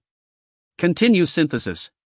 Disassembling into base units, breaking technological lockdown. Again, synthesis successful. First-generation muon-catalyzed fusion reactor. Full technical enhancement through a reverse Collins spiral. The alpha sticking probability is eliminated, making it more stable overall, with a 185 improvement in energy efficiency and reaction time. In a more refined handheld form, it emits no energy fluctuations when inactive, making its true technological level undetectable to civilizations below level 3, and can unleash a terrifying energy equivalent to 1010 tons of TNT in an instant. Codename, The Wrath of the Creator. Note: this equipment is a very primitive product in the muon technology sequence, utilizing less than 1/10th of muon energy. Cheng Qi's breath trembled slightly. With no failure rate and double the power. Life is but a dream. In the end, it may all be emptiness, bringing nothing and taking nothing away. But the one thing I never regret is never giving up. Though my persistence has become a joke. And muons have become a joke. Who can truly say? Farewell, my friend. Farewell, my muon technology. Farewell, this messed up world. In the recording, Huo Linlin's final words played once more. Cheng Qi gripped the device in his hand, sparkling and crystalline like a crystal sword hilt, and felt an inexplicable sense of duty and strength. Professor Huo, your persistence is no joke. Muon technology is no joke. One day I will realize the vision you dreamed of. Human civilization will wield muon technology, shining like a blazing star, and astonish the entire universe. Cheng Qi. I've searched every corner here. There's nothing worthwhile, almost everything is empty. Han Zai walked into the office and noticed the unknown device in Cheng Qi's hand. Hey, what's that? This is a scientist who speaks coarsely yet stands for righteousness. The unfulfilled obsession in his heart. Of course his obsession was correct, but the world was ignorant. Cheng Qi reassembled the pine tree on the music box, leaving inside a muon cage that shimmered with a beautiful luster. If there was ever a chance, Cheng Qi would be willing to fulfill Professor Huo Linzhong's last wish, delivering the music box to his descendants. Cheng Qi and Han Zai arrived at the main entrance of the Muon Research Center. The alloy gate before them remained sealed with the howls of killer rats and the scratching of claws echoing from outside. The gate trembled incessantly, its endurance nearing its limit. With a stern expression, Cheng Qi operated the access control system from inside and the alloy gate slowly opened. The space outside was already packed with killer rats. As the gate moved, they instinctively retreated a few meters, their scarlet eyes observing the situation. Cheng Qi stepped forward first, slowly crossing the threshold. The killer rats quickly identified their target. It was the same creature that had trespassed earlier. A sharp screech rang out as countless killer rats lunged forward with gaping maws. At that moment, Cheng Qi tightened his grip on the Muon catalyst prototype, his fingers gliding slightly over its crystal-like surface as a blue glow illuminated. As his fingers moved, a progress bar appeared on the hilt-like device. When it reached just 10, Cheng Qi's fingers halted. Whoosh! A strange energy ripple like a translucent shockwave spread instantly. When the instantaneous energy reached a certain intensity, it triggered a peculiar spatial resonance, a precursor to an eruption. It acted like an invisible hammer, shattering the target creature's psychological defenses in an instant. In that moment, all the killer rats arched their bodies, their fur standing on end. With their limited intelligence, they couldn't comprehend what was happening, but the overwhelming sense of danger released by their survival instincts instantly quelled their bloodlust and frenzy. Cheng Qi pushed the progress bar to 30 and the energy wave was released again. The terrifying spatial resonance doubled in intensity. Countless killer rats' bodies stiffened like clay statues. At this moment, the Limit Soldier power armor once again detected that low-frequency sound wave, the covert commands of countless rat strategists. Rustle! A massive commotion erupted within the rat swarm. Many killer rats reared up, climbing over each other to form a huge ladder. Other killer rats scrambled on all fours, rapidly descending to the ground via the rat ladder. They were frantic, terrified, scrambling to escape. Finally, the entire rat ladder retracted into the ground. Gazing at the empty surroundings, Cheng Qi let out a low laugh, sliding his fingers back, and the glow of the Muon catalyst prototype slowly faded. The rat strategist's decision was correct. If they didn't flee, it would mean extinction. The turbojet-powered shoes activated, lifting Cheng Qi and Hanzai slowly into the air. As expected, not a single killer rat was visible on the ground. Crow flying a plane. Absolutely rock solid. This buddy of mine is seriously impressive. Free ride today. Cheng Qi and Hanzai boarded Crow's ground effect vehicle, heading back to the base. Looking back toward the Muon Research Center, a hint of reverence flickered in Cheng Qi's eyes. Before leaving, he had rebarred the entrance to the Muon Research Center, allowing Professor Huo Linzhong to rest in peace. Crow, while piloting the ground effect vehicle, secretly observed Cheng Qi. This young man had ventured deep into the capital and lingered there for a full 40 minutes. His body and scavenger cloak were stained with foul blood, the blood of carrion rats. He had encountered carrion rats and emerged unscathed. Impressive. Don't ask what you shouldn't, that was Crow's golden rule, the key to his trade. Young man, if you ever need anything from me, just say the word. Crow turned back with a grin. I'm rock solid, reliable. Cheng Qi returned to his living area B24. From afar, he saw a massive transport starship hovering midair, dumping tens of thousands of tons of tech waste. 7,135. Cheng Qi squinted at the sky. The development rights to this shipment originally belonged to Cheng Qi, just like 7,125. He had paid the corresponding fees a week earlier. But a day ago, Yi Luo and his men seized the resources and committed murder. Hanzai, this grudge has been festering overnight. You're right. A cold glint flashed in Cheng Qi's eyes as he slowly walked toward the mountain of trash. Countless pieces of tech waste rained down from the sky. Many scavengers risked being crushed into pulp by large debris charging onto the trash mountain. Now no other scavenger dared approach 7,135. All these people were Yi Luo's men. A scavenger around 30 years old rummaged through the trash, found a precision tech box, pried it open with his hands, and his eyes lit up as he spotted a complete JI-34 nanochip. This could sell for 110 credits. Seeing no one around, his eyes flickered and he hid the chip in his mouth, tucking it against one of his teeth. They were coerced by Yi Luo. Any valuable finds had to be handed over, leaving them with only meager wages. Put. A sudden piercing sound, first a numbness in his chest, then excruciating pain spread through his body.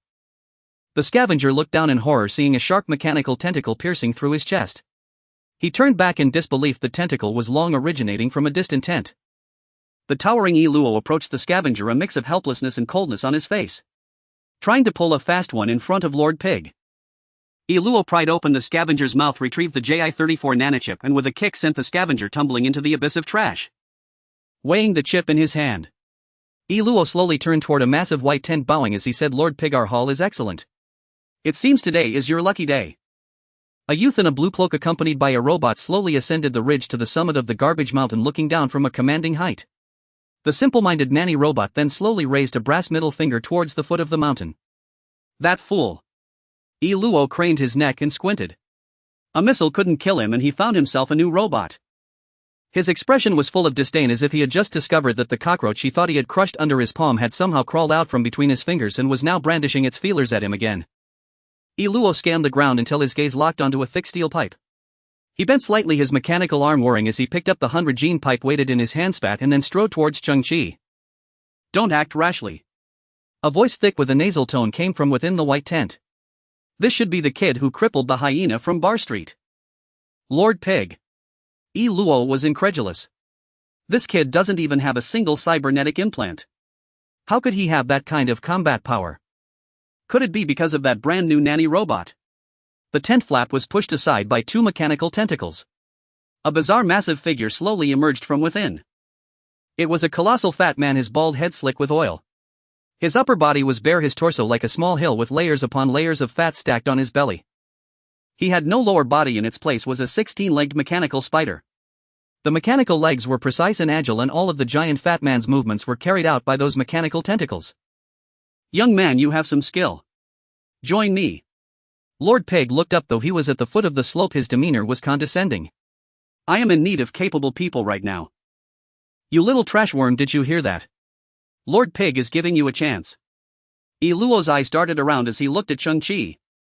Just a month ago, Lord Pig successfully gathered all the parts for the B-33 battle spider and had it completely grafted onto himself. Now Lord Pig isn't just my boss. He's also the top combatant in Sector B-24. Even the Scavenger Alliance can't handle him. Luo tilted his head back. If you join us, you can walk all over Sector B-24. And me as your big brother am broad-minded. I won't hold a grudge over past grievances. That piece of junk spider is the top combatant. Not hold a grudge. Sorry, but I, Cheng Qi, am not broad-minded at all. The youth frowned, looking at the grotesque Lord Pig. So this is why Luo suddenly became so reckless. He found himself a backer. Lord Pig. A fitting name. A pig large, somewhat resembling a human. Your mother's. Luo gripped the steel pipe, his brow furrowed. Are you asking for death? Lord Pig's face quivered with fat, his tone confident. Little one, you have no idea what real combat power is, nor the true value of these spider legs. If you don't submit to me, you won't survive. Considering you have some skill, I'll give you one last chance. From now on, all the valuable junk you find, you hand over to me. I'll give you a 10% commission. Think carefully before you answer. If I get upset, you won't have the chance to scavenge anymore. He said. One of the giant fat man's mechanical tentacles snaked out, snatched the JI-34 nanochip from Luo's hand, then opened a pouch at his waist and placed the chip inside. Cheng Qi's gaze sharpened. From Lord Pig's pouch he saw the head of a mechanical dog. It didn't seem to be completely powered off, as the heavy metal detector on its snout was still blinking with a faint light. Looking closely, he saw a smear of fresh blood on the head. He thought of Xiaoqiong dragging her bathtub and the mechanical dog behind her pushing it with its head. Cheng Qi's pupils contracted sharply. Where did that mechanical dog come from? I said an admirer gave it to me. Would you believe that? Lord Pig let out a mocking laugh. Then, looking at Cheng Qi with a surprisingly earnest tone, he said, Kid, if you want something, you have to take it. That's the way of survival on this garbage earth. Once you join me, you can take whatever you want. Luo also let out a contemptuous snicker and muttered, too bad about that woman. She was good in bed. I used to visit her often. From now on, well. Tsk tisk, at least there's that little girl. Give her a few more years and she'll be ripe for the picking. At that moment, Cheng Qi heard a slight noise behind him and slowly turned around. He saw Xiaoqiong, a rope tied around her waist, dragging the torn bathtub, also climbing to the top of the garbage mountain. The little girl's hair was disheveled, her eyes red. In her hand she held half a shriveled apple. On her small wind-chapped face 2 clear tear tracks had formed. They killed Mom. Xiaoqiong's voice was like a sharp sword, piercing the several meters of distance and stabbing into Cheng Qi's heart. Looking at Xiaoqiong's fragile and helpless figure, a layer of gloom slowly settled over Cheng Qi's eyes. But beneath that gloom a flicker of anger began to seethe. He turned around, facing Lord Pig directly, his gaze now devoid of warmth. The Muon catalysis prototype in his hand creaked under his grip. At the same time his thumb slid the progress bar inch by inch. From within the crystalline device a blue light began to emanate, growing ever more intense. What are you doing? Thinking of fighting me? You don't appreciate kindness. Lord Peg's smile finally vanished, his expression twisting into a snarl. Do you really think those junk weapons you found can hurt me? You idiot. This scene seemed to please Luo. He sneered, Lord Peg, I've had it with this kid for a long time. Why bother recruiting him? Just kill him. Die. A murderous intent flashed in the giant fat man's eyes. A screeching sound of metal grinding came from the mechanical spider beneath him. 10 mechanical tentacles shot up instantly, their joints clicking and extending, their sharp tips crossing a distance of over 10 meters to stab at Cheng Qi from all directions. In that instant, Cheng Qi's fury was unleashed. In a flash, he pushed the energy bar of the Muon catalysis prototype to 60. From the sword hilt-like device a blinding blue beam erupted. The limit warrior power armor flowed along Cheng Qi's neck, projecting a holographic interface before his eyes. Detecting massive energy fluctuations. High probability of recoil damage to the user. In an instant, the limit warrior power armor shifted, covering Cheng Qi's arm. At the same time, memory metal grappling hooks sprouted from beneath Cheng Qi's feet, anchoring several meters deep into the ground. 8 support arms extended from him, forming a semicircular distribution to provide a powerful brace for his body. Cheng Qi could clearly sense the astonishing reaction happening within the small Muon device in his hand. The Muon technology system was brewing an incomparably terrifying power. The light released by the Muon catalysis prototype instantly swelled into a blue particle beam hundreds of meters long, rending the dim sky like a colossal sky-piercing sword. The recoil force on his hands was as heavy as a mountain. Cheng Qi was forced to grip the weapon with both hands. His fury overriding everything, with a roar, Cheng Qi raised the weapon high and brought it down with a devastating slash. Under the ashen sky, a blue beam was whipped into a massive arc. Like a blue scythe, it cleaved through the atmosphere, descending upon the ground. Before the Muon beam arrived, the superheated thermal wave struck first. On the ground ahead, the air pressure surged, then a vast amount of air ignited, instantly creating a fleeting vacuum in front. Lord Pig clearly saw the tentacle he had shot toward Cheng Qi turn incandescent red. A flicker of fear finally surfaced on his fat-laden face. Then those metal tentacles began to melt like wax in a flame.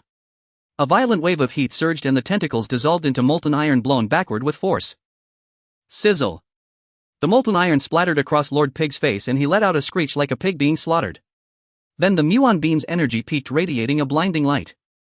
Like a star descending upon the earth, a brilliant radiance erupted, plunging everyone's vision into momentary whiteness. Boom! A deafening roar followed, causing temporary deafness. The searing turbulent air raged wildly, plunging the world into darkness. Cries of shock and screams of agony filled the air. This hellish moment lasted a full 30 seconds. The blazing light faded and the heat wave gradually receded. A bead of sweat rolled down his forehead. Lord Pig's one eye swiveled, glancing at his chest and his mechanical spider legs. What was that thing? Is it some kind of weapon? That trashworm actually wields such a weapon. I'm not dead. Ha ha. Lord Pig let out a smile of one who had narrowly escaped death, his jowls trembling. Ha. He missed. I survived. Luo's face was a mask of utter terror, his lips drained of color. Lord Pig, your body. What about my body? Lord Pig's eye twitched. His right eyeball rolled to the left and his pupil suddenly contracted. No wonder he could only control one eye, his massive body was now only half intact. The other half of his body had been instantly vaporized in that very moment. The wound was cauterized on contact, not a single drop of blood spilling forth. His mechanical spider legs were the same, only half remaining, the cut ends of the metal glowing red like a branding iron, emitting faint wisps of smoke. On his remaining half-face a single eye trembled violently, straining to turn and look further to the left. His gaze froze again, shock overwhelming him like a tidal wave. To the left was a colossal chasm, dozens of meters wide and hundreds of meters long. Faint smoke rose from its bottom, accompanied by a sizzling sound. Vast quantities of trash had been vaporized, molten iron flowed at its edges, radiating waves of heat. The earth itself seemed to have borne the wrath of a deity, leaving a hideous scar. Lord Pig stood teetering on the brink of an abyss, his single eye filled with shock. After a human head is severed, the record for eye blinks is 11. True death comes the moment one accepts the truth. Lord Pig accepted the truth. His vision instantly turned black and white. His life force drained away like air from a punctured balloon. His half-body swayed slightly. A faint breeze blew and he tipped over, plunging into the abyss beside him. Thud. As Lord Pig's thick layer of fat contacted the scorching molten iron at the chasm's bottom, a flame erupted with a whoosh. That insignificant flicker of light like his life was brief and worthless. It was extinguished quickly, leaving only a pile of black ash. Luo had survived. His pupils shrank to pinpricks. He swallowed hard. That unbelievable attack had scared him out of his wits, his pants now wet. But his body trembling like a leaf, he scrambled and crawled to Cheng Qi's side. Big brother, that strike of yours just now missed. It was fate, the heavens didn't want me dead. Everything I did before was forced by that dead pig. From now on you are my big brother. I'll lead the brothers to serve you. I'll do whatever you say. If you say go west, I'll never. Thud. At that moment Cheng Qi activated his Astartes armor, unleashing a surge of power. He punched East Luo square in the chest. Luo was sent flying dozens of meters, crashing into a trash heap on the side. A sharp piece of metal pierced his chest, hanging him halfway up the slope. Directly before Luo lay the massive chasm spanning hundreds of meters. His eyes were wide, his life force fading. Damn it! Why was I so blind? Finally his legs kicked weakly, his head drooped, and he breathed his last. Xiao Qiong stood behind Cheng Qi, stunned by the scene. Her eyes were wide, tears pooling in them. She was dazed. Her enemy was dead, but a greater confusion consumed her. The world was gray and she had no idea where to go from here. Cheng Qi turned back, took a few steps, and grasped Xiao Qiong's cold little hand. Don't be afraid. A large figure and a small one stood atop the trash heap, silhouetted against the glowing red chasm. A picture flashed in Cheng Qi's mind of himself and his grandfather, their backs also hazy. Xiao Qiong's tears flowed again. She nodded silently. A faint sound came from behind. Cheng Qi turned. He saw over a dozen of Luo's underlings and 4 or 5 nanny bots standing on the trash slopes around them. When Cheng Qi's gaze swept over them, they knelt tremblingly. In their understanding, they couldn't fathom how that youth possessed such an earth-shattering weapon. On garbage earth, that was an utterly illogical thing. The moment the result of the strike appeared, their values shattered along with it. I'll give you a chance. Work for me. Cheng Qi's voice was low, but in the deathly silence atop the trash heap it reached everyone's ears clearly. That strike just now wasn't a miss, it was to give these people a sliver of a chance. The dozen underlings were stunned for a moment, then acted as if pardoned. They scrambled to their feet and ran toward Cheng Qi. Brother Qi, from now on you're our boss. Tell us to go east and we'd never dare to. Wait. Several underlings stopped in their tracks instantly, their faces turning deathly pale. Could he be trying to lure us over only to punch us flying, hanging us on the trash heap like Luo? Luo would stop at nothing. I've known all along that you were coerced by him. Cheng Qi's tone was calm. Your families too. Yes. The underlings' eyes revealed fear as they nodded quickly, but the words struck a nerve and tears welled up in their eyes. Cheng Qi raised his head slightly. From now on, for the trash you collect, I will pay you 30% of its original value as compensation. 30%? Are you serious? Light kindled in the eyes of these scavenger underlings. Wait, did Brother Qi say? Purchase. That's right, purchase. I'm going to start a brand new business. Cheng Qi's eyes glinted. Using credit points, I'll buy trash from all scavengers. The standard is simple, identical models of technological artifacts. The more you have, the higher the unit price. Identical. Technological. Artifacts. The underlings paused. Are broken ones okay? Cheng Qi nodded. Yes. Everyone began to think. The Earth's garbage dump was vast, with countless pieces of trash, but 99% was scrap metal broken into pieces or non-degradable plastic products. Only 1% were items barely retaining their original form, and technological artifacts were even rarer. But the overall volume was enormous. And broken ones were fine. A blazing light appeared in the underlings' eyes. With hard work they could still find a lot. A 30% share was very high compensation. They would be able to live high on the hog from now on. A frail scavenger underling around 20 years old swallowed hard. He stepped forward and gathered his courage. Brother Qi, my name is Monkey. If you trust us, could you give us some starting capital first? Don't worry, we're absolutely loyal to you. Starting capital. Cheng Qi gave a cold, sharp smile. I don't have any. You front the cost first. What? Monkey's body trembled. Bosses these days were each more unscrupulous than the last. They had just escaped the tiger's den only to fall into a wolf's lair. The sun set. Above the turbid atmosphere, the moon resembled a pale white spot. Cheng Qi returned to his shack. The shack was merely a few dilapidated poles supporting a radiation-proof tarp. Scavengers often had no fixed shelters as falling garbage could bury them at any time. Inside the shack, Xiao Qian curled up, covered by a tattered red blanket with traces of tears at the corners of her eyes, sleeping soundly. For now this child could only rely on Cheng Qi just as his grandfather had once found him. Cheng Qi did not consider his actions particularly noble or great, it was simply that similar experiences more easily touched the tenderness hidden deep within his heart. Cheng Qi pondered at least he needed to secure a comfortable shelter. Monkey had already dispatched his underlings to collect garbage, but Cheng Qi held little hope. Money makes the world go round, without it one is left in solitude. Without capital, Monkey and his crew lacked motivation. Cheng Qi's finances were tight. Although he had previously synthesized amorphous alloy, it had all been traded to the merchant Muon in exchange for catalyzing agents yielding no liquid capital. Cheng Qi still had a few pieces of high-entropy alloy on hand. Without a doubt their value was exceedingly high.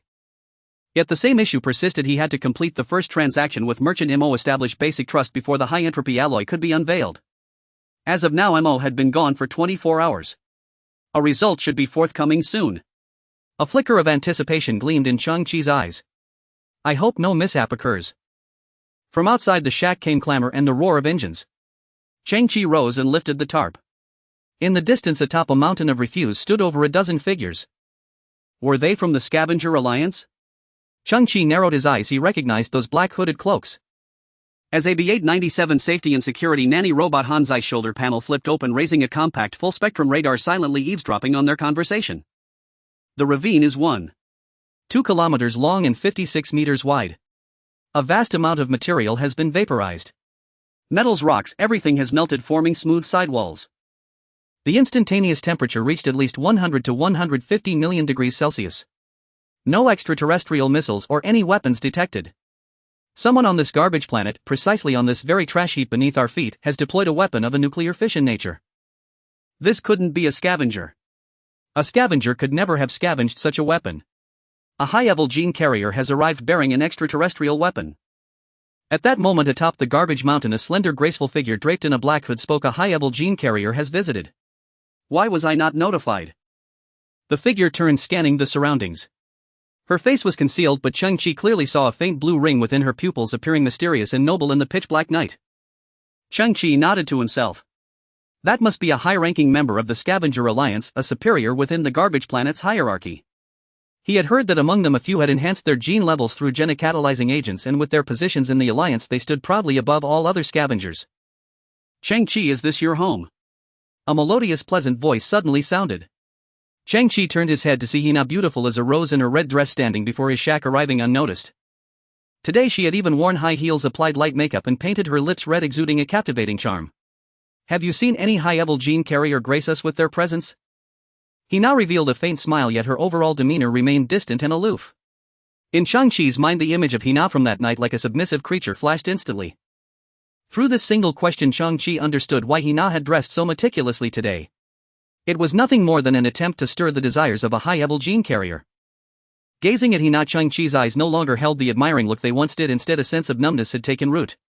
He spoke, not entirely lying. There are no high-level gene carriers here. Hina tilted her head, her bare snowy shoulders hunching slightly toward her cheeks, and smiled. If you see him, can you notify me immediately? I have many topics I wish to discuss with a high-level gene carrier. For instance, how to resolve the food shortage for the scavengers. Cheng Qi nodded calmly. He knew more clearly than anyone what Hina's so-called topics truly entailed. Hina had no intention of lingering. She turned and walked into the night. Yet after a few steps she suddenly looked back, her face drawing closer to Cheng Qi. It was merely a sliver of wishful thinking. She stared into Cheng Qi's pupils. Confirming that his eyes held no blue ring, Hina struggled to mask her disappointment, maintaining her aloof demeanor. As if sensing her distance was too pronounced, she forced a friendly smile. Remember to inform me if you hear anything. Click, click, click. The high heels struck the metallic debris, producing crisp sounds.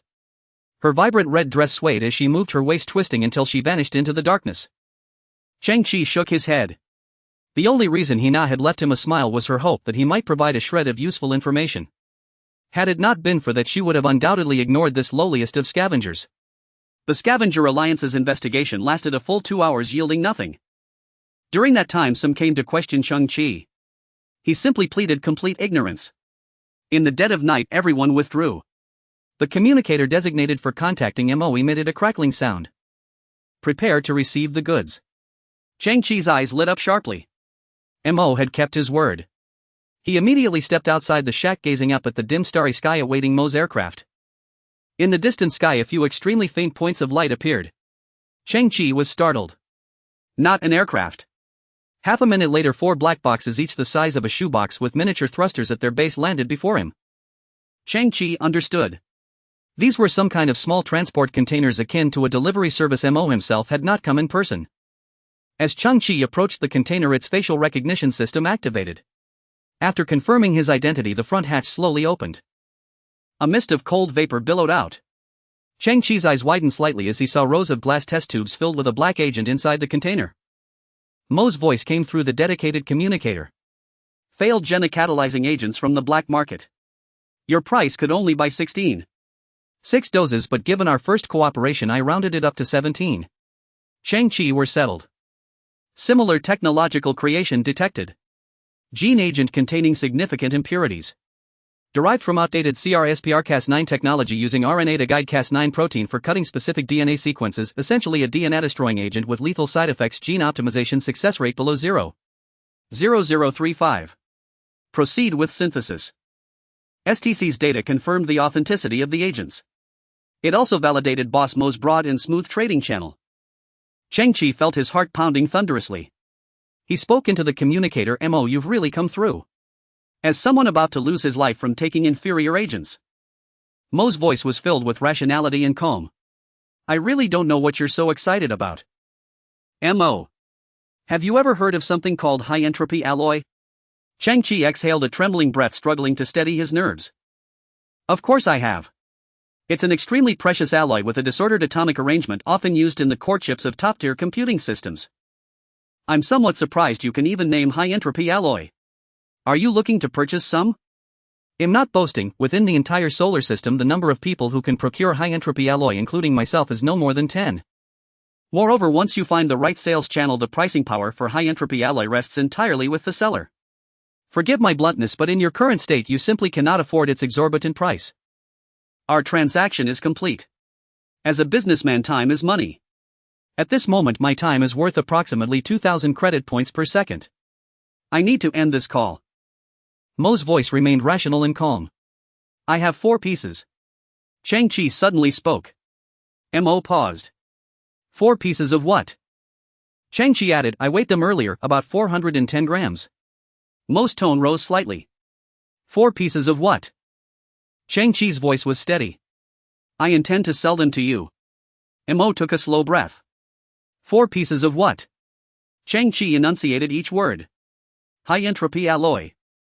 On the other end of the communicator there was a full 30 seconds of silence. Mo, isn't your time worth 2,000 credit points per second? Why aren't you talking? Cheng Qi, before I get there, don't you dare drink those gene agents or this deal is bloody ruined. Cheng Qi smiled. Ha. He was rattled. Fine, give me your ID. I'll send you a deposit first. Cheng Qi, life is actually beautiful. Gene evolution isn't the only path. With your ability and luck I believe we can establish a long-term partnership. Look around you, at that garbage heap reeking of decay and infinite despair. Don't you find it beautiful? As a highly rational, emotionally stable high-level gene user, Mo was utterly unskilled at offering words of comfort, especially when he was feeling a slight tremor of unease. During this exchange Cheng Qi received a transfer of 10 million credit points from Mo. Cheng Qi's heart quivered. Damn, 10 million. And this was just the deposit. At that moment a faint glimmer of light appeared in the sky once more. Another transport container. When the container opened, inside was a small scale. Cheng Qi remembered it as Mo's personal belonging, but the small scale was no longer golden, it was now pitch black. Cheng Qi took out the 4 pieces of high-entropy alloy.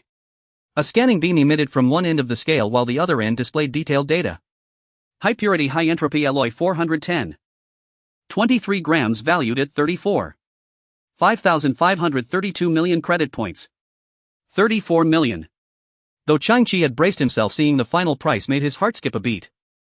For a scavenger long struggling at the very bottom, this was an astronomical figure beyond imagination. Cheng Qi didn't much care about Mo's earlier remark that the pricing power for high-entropy alloy lies with the seller. Because Mo's offers had always been fair and reasonable. Moreover, high-entropy alloy wasn't something particularly precious to Cheng Qi. Cheng Qi was more than satisfied with this price. Then, Cheng Qi drew up a list he wanted to barter. The B343 Nanny robot, the prototype of Hanzai. Medical mechanical assistant gloves. Mechanical exploration boots. Extreme warrior exoskeleton. And equipment related to Muon technology. If he could get these, it would boost Cheng Qi's strength by a significant margin. Alas, Mo cut him off. Do you know why I didn't meet you in person? Because as of yesterday, Earth, the garbage planet, has been locked down. For reasons unknown, the Human High Council has temporarily decided to prevent any more technological waste from entering Earth. They've deployed a large array of detection instruments outside Earth. Those black transport containers you saw on the black scale, they're all made from special biological materials barely able to slip past the detection signals. The same goes for the gene catalytic agents I sent you, they don't emit electronic signals. Don't think this is easy. Getting those biotech containers into Earth is already a feat of extraordinary skill. If they were any larger or if the frequency were too high, they'd risk being seized and I wouldn't be able to protect myself. Last time we met, we were still trading normally. Now this is smuggling. Cheng Qi was stunned. Why would the Human High Council lock down a planet filled with garbage? Besides, the things you want are all extremely outdated, long since obsolete elsewhere. Take the B343 Nanny robot for instance, you can probably only find its remnants in Earth's garbage. Mo paused for a moment. As for the Muon technology you mentioned, I've never heard of it. Cheng Qi fell silent for an instant. It seemed there was no other path. A truly self-reliant person can forge a way out of any desperate situation. The Earth garbage dump was vast, and with the STC in hand, as long as he dug deep enough, he could still defy fate and change his destiny. He'll keep the 10 million credit points that arrived. Exchange the remaining value of the high-entropy alloy entirely for gene catalytic agents. You ensure safe transport. And my principle remains the same as before. Don't care about quality, just quantity. The worse the better. The cheaper the better. Glug glug glug. Mo, sitting in the starship cockpit, suddenly startled. Cheng Qi, what are you drinking? I'm thirsty, drinking water. You don't think I'm chugging gene catalytic agents, do you? Cheng Qi, take your agents and put the high-entropy alloy into the transport containers. They'll return automatically. It's been a pleasure working with you. Hope you're still alive when I contact you next time. Cheng Qi began to carry out the operations one by one. Carefully retrieving the gene catalytic agents, his gaze inadvertently fell upon those black transport containers. Detection of similar technological construct. Ultra-miniature transport container. Made from high-polymer biological composite material equipped with a biofuel engine. Due to its material properties and thermal principles, it can shield most detector signals. Cheng Qi looked at the ground. 5 containers lay quietly there, 4 had delivered the gene agents and 1 more had brought the black scale. Getting packaging with a purchase is perfectly reasonable, isn't it? Cheng Qi stroked his chin. He probably didn't need to ask for Mo's opinion, right? Then, Cheng Qi glanced at the black scale inside one of the containers. This was clearly a tool Mo had specially made for dealing with scavengers. Taking it into the outer universe seemed pointless. Grandpa used to say that in the old days, buying a watermelon came with a spoon, buying instant noodles came with a fork, and buying a Porsche came with a female salesperson. I'd bought agents worth tens of millions of credit points. Giving away a little scale. That's not too much, right? Cheng Qi continued, stroking his chin. Such a trivial matter. He probably didn't need to ask for Mo's opinion, right? Then, Cheng Qi took out the small scale and crammed all 4 pieces of high-entropy alloy into one container. The moment the container closed, faint blue biological flames ignited at the bottom of all containers, preparing for liftoff. Cheng Qi shot a glance. The poised Hanzai lunged like a hungry tiger, pinning the 4 empty containers beneath its body. Little darling. Where do you think you're going? Watching the faint glimmer fade into the distance, the sole black crate carrying high-entropy alloy returned in solitude. He. The remaining 4 were pinned beneath Hanzai, writhing stubbornly. Hanzai flashed a lecherous grin. Little darling's struggling is useless. You could scream your lungs out and no one would come. Just then, heavy footsteps echoed from afar. Cheng Qi turned and saw several bizarre figures emerge from behind a nearby trash heap. Upon recognizing their faces, Cheng Qi's brow relaxed slightly, even revealing a hint of surprise. It was Monkey and a few scavenger underlings. On the back of one burly underling was strapped a rusty mechanical arm. It wasn't transplanted but a standalone device tied to his waist with belts and steel wire. That mechanical arm held a pile of technological junk secured with hemp rope. Greetings, Brother Qi. Monkey. Brother Qi, I'm Bear. The wiry monkey greeted him while Bear was the sturdy youth with the mechanical arm on his back. Bear set a large bag of junk on the ground and spread it out. Cheng Qi's eyes flickered as STC prompts buzzed in his ear. Identical technological artifacts detected, synthesize. Identical technological artifacts detected, synthesize. Identical technological artifacts detected. Brother Qi, time was short and funds limited. We only managed to gather this much today. Monkey scratched his head with a sheepish grin. Cheng Qi looked at the ragged dust-covered scavengers in disbelief. You guys. Brother Qi. Monkey seemed to read Cheng Qi's thoughts and said sincerely, in such a harsh environment no one knows which comes first, tomorrow or misfortune. We're the dregs of the dregs. Finding a boss we can rely on and shelter under is no easy feat. We may be the lowest scavengers, but sometimes character has nothing to do with status. Brothers always keep their word. Having acknowledged a big brother, we won't go back on it lightly. He paused and added with a laugh, of course we also believe Brother Qi is kind. Cheng Qi was moved. He looked up at the underlings standing in the night. I understand. Monkey spoke of seeking shelter, but it also held trust and recognition. Brother Qi, the reason you had us find junk of the same model, I guess. Bear scratched his head and chuckled. You must be a very skilled repairman. You want to gather the parts, combine them into a working machine and sell it. Exactly, combine. Cheng Qi smiled at the somewhat simple-minded Bear, but his combine was different from that. Brother Qi, when you have time, fix my mechanical second one. It's been having trouble lifting lately. Bear said, patting the mechanical arm on his back. This old thing is over 110 years old. Bear, get lost. Who names a mechanical arm second one? Monkey stepped forward, hesitating. Brother Qi, today's haul cost us 350 credits total. That's all we brothers have. Tomorrow, well, try to borrow more. Don't stress, once the business takes off and we strike it rich, you can pay us back later. Bear grinned too. Yes, Brother Qi, no rush. What's your account ID? Cheng Qi looked at Monkey, a new trust in his eyes. ID. Monkey hesitated. In his guess, the once ordinary Cheng Qi must have struck it lucky by finding that incredibly powerful weapon. His rise was swift, so he likely had little savings. Heroes don't ask about origins, but they usually lack financial backing. Monkey was about to refuse, expecting Cheng Qi to offer his entire fortune, maybe 200 or 300 credits. Monkey wanted to follow this boss without embarrassing him. But Cheng Qi raised his hand and tapped the financial module on Monkey's chest. Instantly, a holographic color 4D code was projected. This ID format was a major upgrade from old QR codes with higher storage capacity and security. ID 8555965524552000000 credits received. At the prompt, Monkey's jaw dropped. How much? Bear's limp mechanical arm shot straight up, his eyes wide as saucers. 200,000. Monkey swallowed hard, staring in shock. Brother Qi, you've been hiding deep. For bottom-tier scavengers, anything over 10,000 was a fortune, 100,000 was millionaire status. Now Cheng Qi casually dropped 200,000. The impact was like a nuclear bomb in Monkey's mind. Small business relies on diligence, big business depends on capital. Cheng Qi smiled. From now on, the rule stays: take as many identical tech junk items as possible. The commission remains at 30%. Monkey, you'll be the head of this acquisition team. Handle the commissions. Settle daily, never overnight. The distant scavenger's eyes lit up, their arms trembling, and for some reason their eyes grew moist. Damn things were looking up. Brother Qi, you're awesome. Monkey, indeed trustworthy, showed some concern. Brother Qi, most of the junk we collect is unwanted, but many scavengers jack up prices when they hear we're looking for it. Monkey frowned. I've never been good at pricing. Cheng Qi smiled calmly, already prepared. Slowly he raised a small black scale. Monkey and the others leaned in, exchanging puzzled looks. Brother Qi is so thoughtful. He got us a little scale. But what could such a tiny scale weigh? Cheng Qi scanned the area and aimed it at the small black crate used by the merchant MO for delivery. One end of the scale emitted a scanning beam.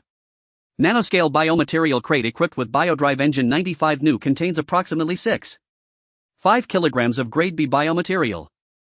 The other end displayed the corresponding price, valued at 53200 credits. The underling's eyes widened.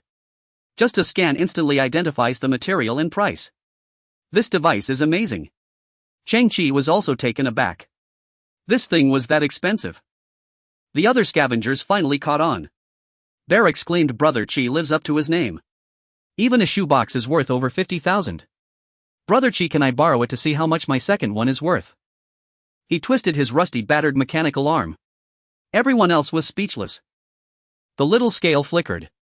I-55 mechanical lifting arm lithium iron phosphate battery 30 new contains approximately 43 kilograms of scrap iron.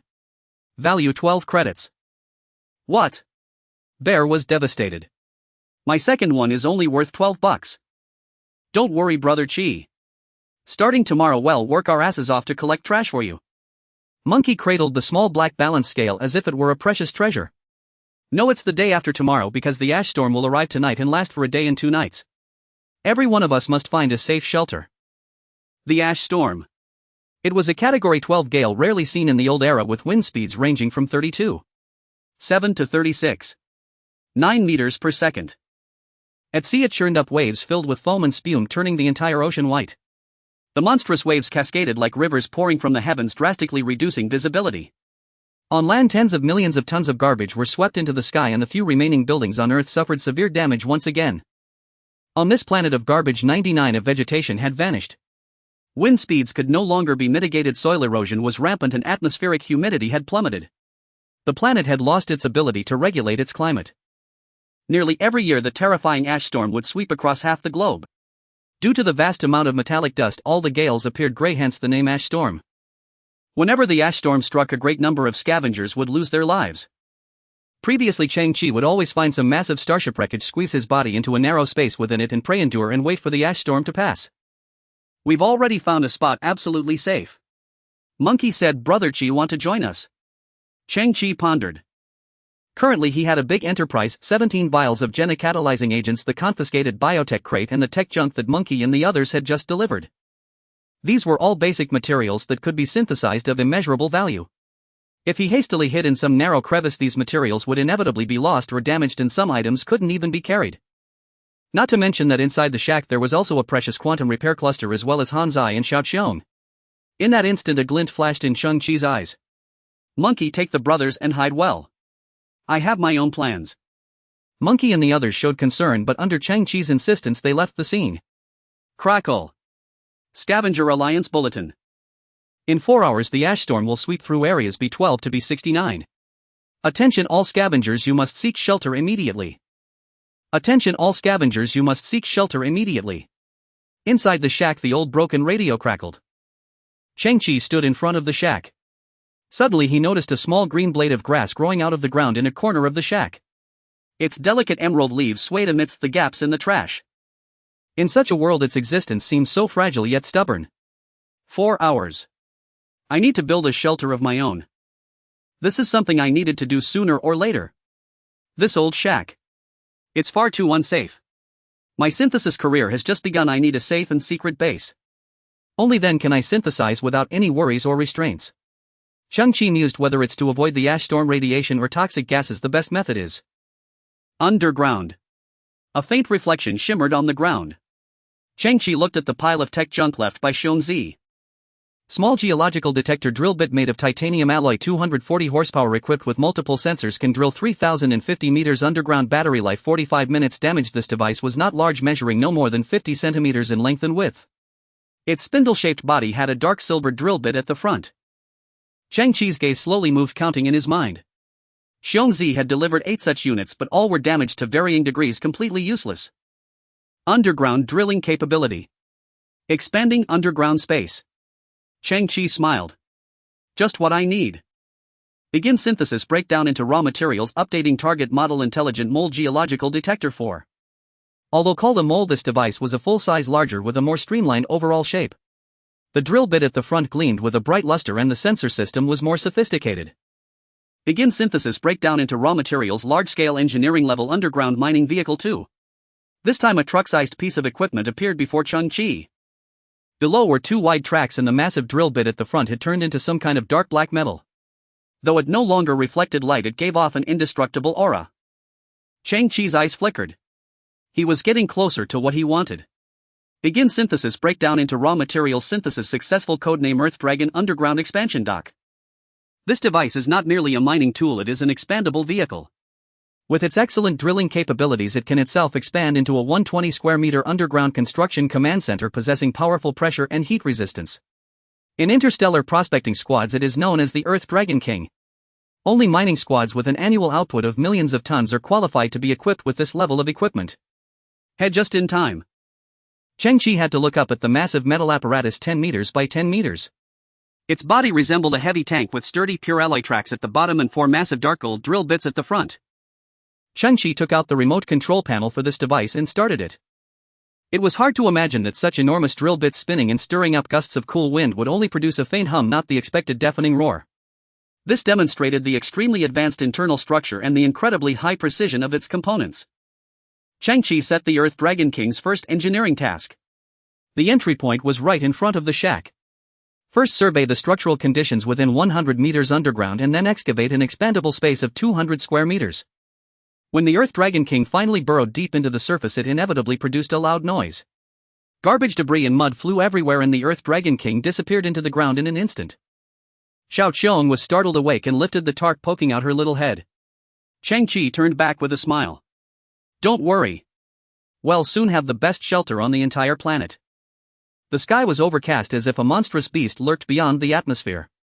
Cheng Qi glanced at the heavens, then shifted his focus to the ground beneath his feet. The earth trembled faintly. Tiny grains of sand danced as they scattered inch by inch to the sides. The roar of the Earth Dragon's engine dwindled as it delved nearly 20 meters deep. Cheng Qi held the control panel, observing the data feedback. He had assumed the Earth Dragon was nearing the actual ground, only to discover that beneath a thin layer of soil lay another thick stratum of metallic waste. The drilling depth had to be ensured to withstand the ash storm without fail. According to Cheng Qi's requirements, the estimated drilling time was about 40 minutes. The ash storm would arrive in 3 hours and 50 minutes, leaving ample time. While waiting, Cheng Qi examined the other junk Bear had left behind. An electromagnetic system auxiliary module. Cheng Qi picked up one piece. He recognized it, a chip enlarged to the size of a cigarette box with many broken wire ends exposed at its base. No wonder it ended up in the dump, it was utterly useless. In simple terms, this module was originally designed to assist various precision electronic devices functioning like an expansion piece. When attached to other electronics, it could enhance processing speed or optimize operational steps. Unfortunately, its compatibility was extremely limited and its physical hardwired connection rendered it unsuitable for 99 of devices on the market. Cheng Qi glanced at the ground. Monkey and the others had somehow collected 4 such chips. Begin synthesis, break down into raw materials. He was curious what this useless item could yield. Maul's Electronic Assistant 2. Cheng Qi looked at the first stage product, still a pitch-black chip. He had heard of the scientist Mauls, but the man had passed away long ago. He hadn't expected Mauls to have improved such a futile item. Design intent still to optimize a range of electronic control products, switching to wireless electromagnetic field access and abandoning outdated physical connections, but the drawback remains significant: extremely low compatibility. Cheng Qi tilted his head as the STC emitted a blue scanning beam. Continue synthesis. Ink Blue Maul's version superconductive electronic assistant. Cheng Qi stared at the new device's name, stunned. Ink Blue Mauls. Who is that? A descendant of Dr. Mauls. He is the Mauls of the Ink Blue Galaxy. The cosmos is vast. Millions of light years away there exist twin solar systems, twin Earths and twin Maulses. The same geographical environment leads to the same causal events. You can understand this as parallel universes on the same dimension. Such a setting exists. Cheng Qi was astonished. So the technology Mauls never achieved was realized by a parallel Mauls. He looked at the new electronic assistant's description. On the distant twin Earth, electronic assistant technology made a breakthrough. The addition of superconductive metals and the advent of quaternary algorithms rendered this device no longer useless. Its external form can undergo behavioral changes, adhering to other electronic devices and enabling barrier-free signal interaction via superconductive metals. The quaternary algorithm fully integrates into target systems. Note, this technology originates from a 1-9-level technological civilization. Holy moly! Cheng Qi held the pitch-black chip, a sense of awe washing over him. This little STC was truly formidable. Technology unattainable in this universe was compensated for by parallel universes. Cheng Qi couldn't help but wonder, did the STC have any limits? At that moment, a gust of wind laden with metallic dust swept in, forcing Cheng Qi to squint. The atmospheric pressure felt suffocatingly oppressive, making it hard to breathe. This was the precursor to the ash storm. The storm was imminent and the entire Earth seemed to emit a mournful howl. Cheng Qi glanced at the Earth Dragon's data feedback and froze. What's going on? How did the drilling time become 7 hours? After scrutinizing the data, Cheng Qi learned that the Earth Dragon had encountered a massive deposit of metallic waste at 36 meters. Due to years of compression, the metal density was extremely high.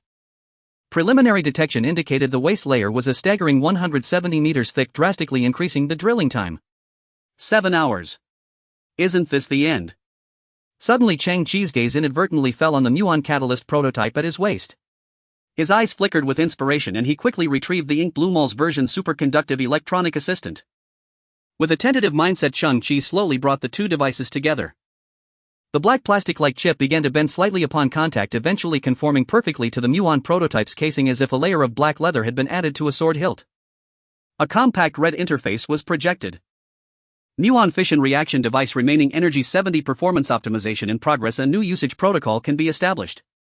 Original protocol release Muon fission energy in an instant, causing a linear burn covering approximately 7 kilometers, resulting in massive destructive force. Optimized protocol control the energy release method of the Muon, projecting a slender energy beam.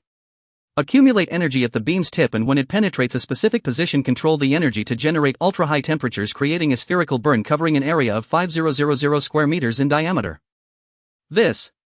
Cheng Qi's eyes widened. In his mind he envisioned a completely new usage scenario. If it works as I imagined, then this optimized Muon catalyst can be used to dig the bunker. Earth Dragon return. Cheng Qi turned abruptly. The ash storm was imminent, he had to take the gamble. 5 minutes later. Cheng Qi stood before the drilling shaft left by the Earth Dragon, the optimized Muon reactor in hand. The shaft slanted downward into unfathomable depths. Cheng Qi swallowed hard, cranked the Muon catalyst reactor's power to 30, hesitated for a moment, then pushed it to 50. He selected the second energy release protocol via the superconductive electronic assistant. Then he extended his arms straight and the Astartes armor extended support struts. With everything ready, Cheng Qi triggered the Muon catalyst prototype. Whir! A barely perceptible vibration rippled through the air. Silently the Muon catalyst prototype released a hair-thin blue beam that vanished into the dark shaft without a stir, like a faint glimmer of light fleeting into oblivion. Then silence. Cheng Qi tilted his head. Boom! Boom! The next second a massive plume of white steam accompanied by a terrifying wave of heat erupted from the shaft.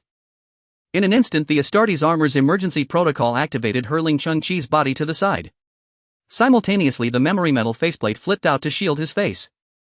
The scorching blast grazed Cheng Qi's cheek, shooting skyward. The armor's faceplate emitted a sizzling sound, faint white smoke rising from it.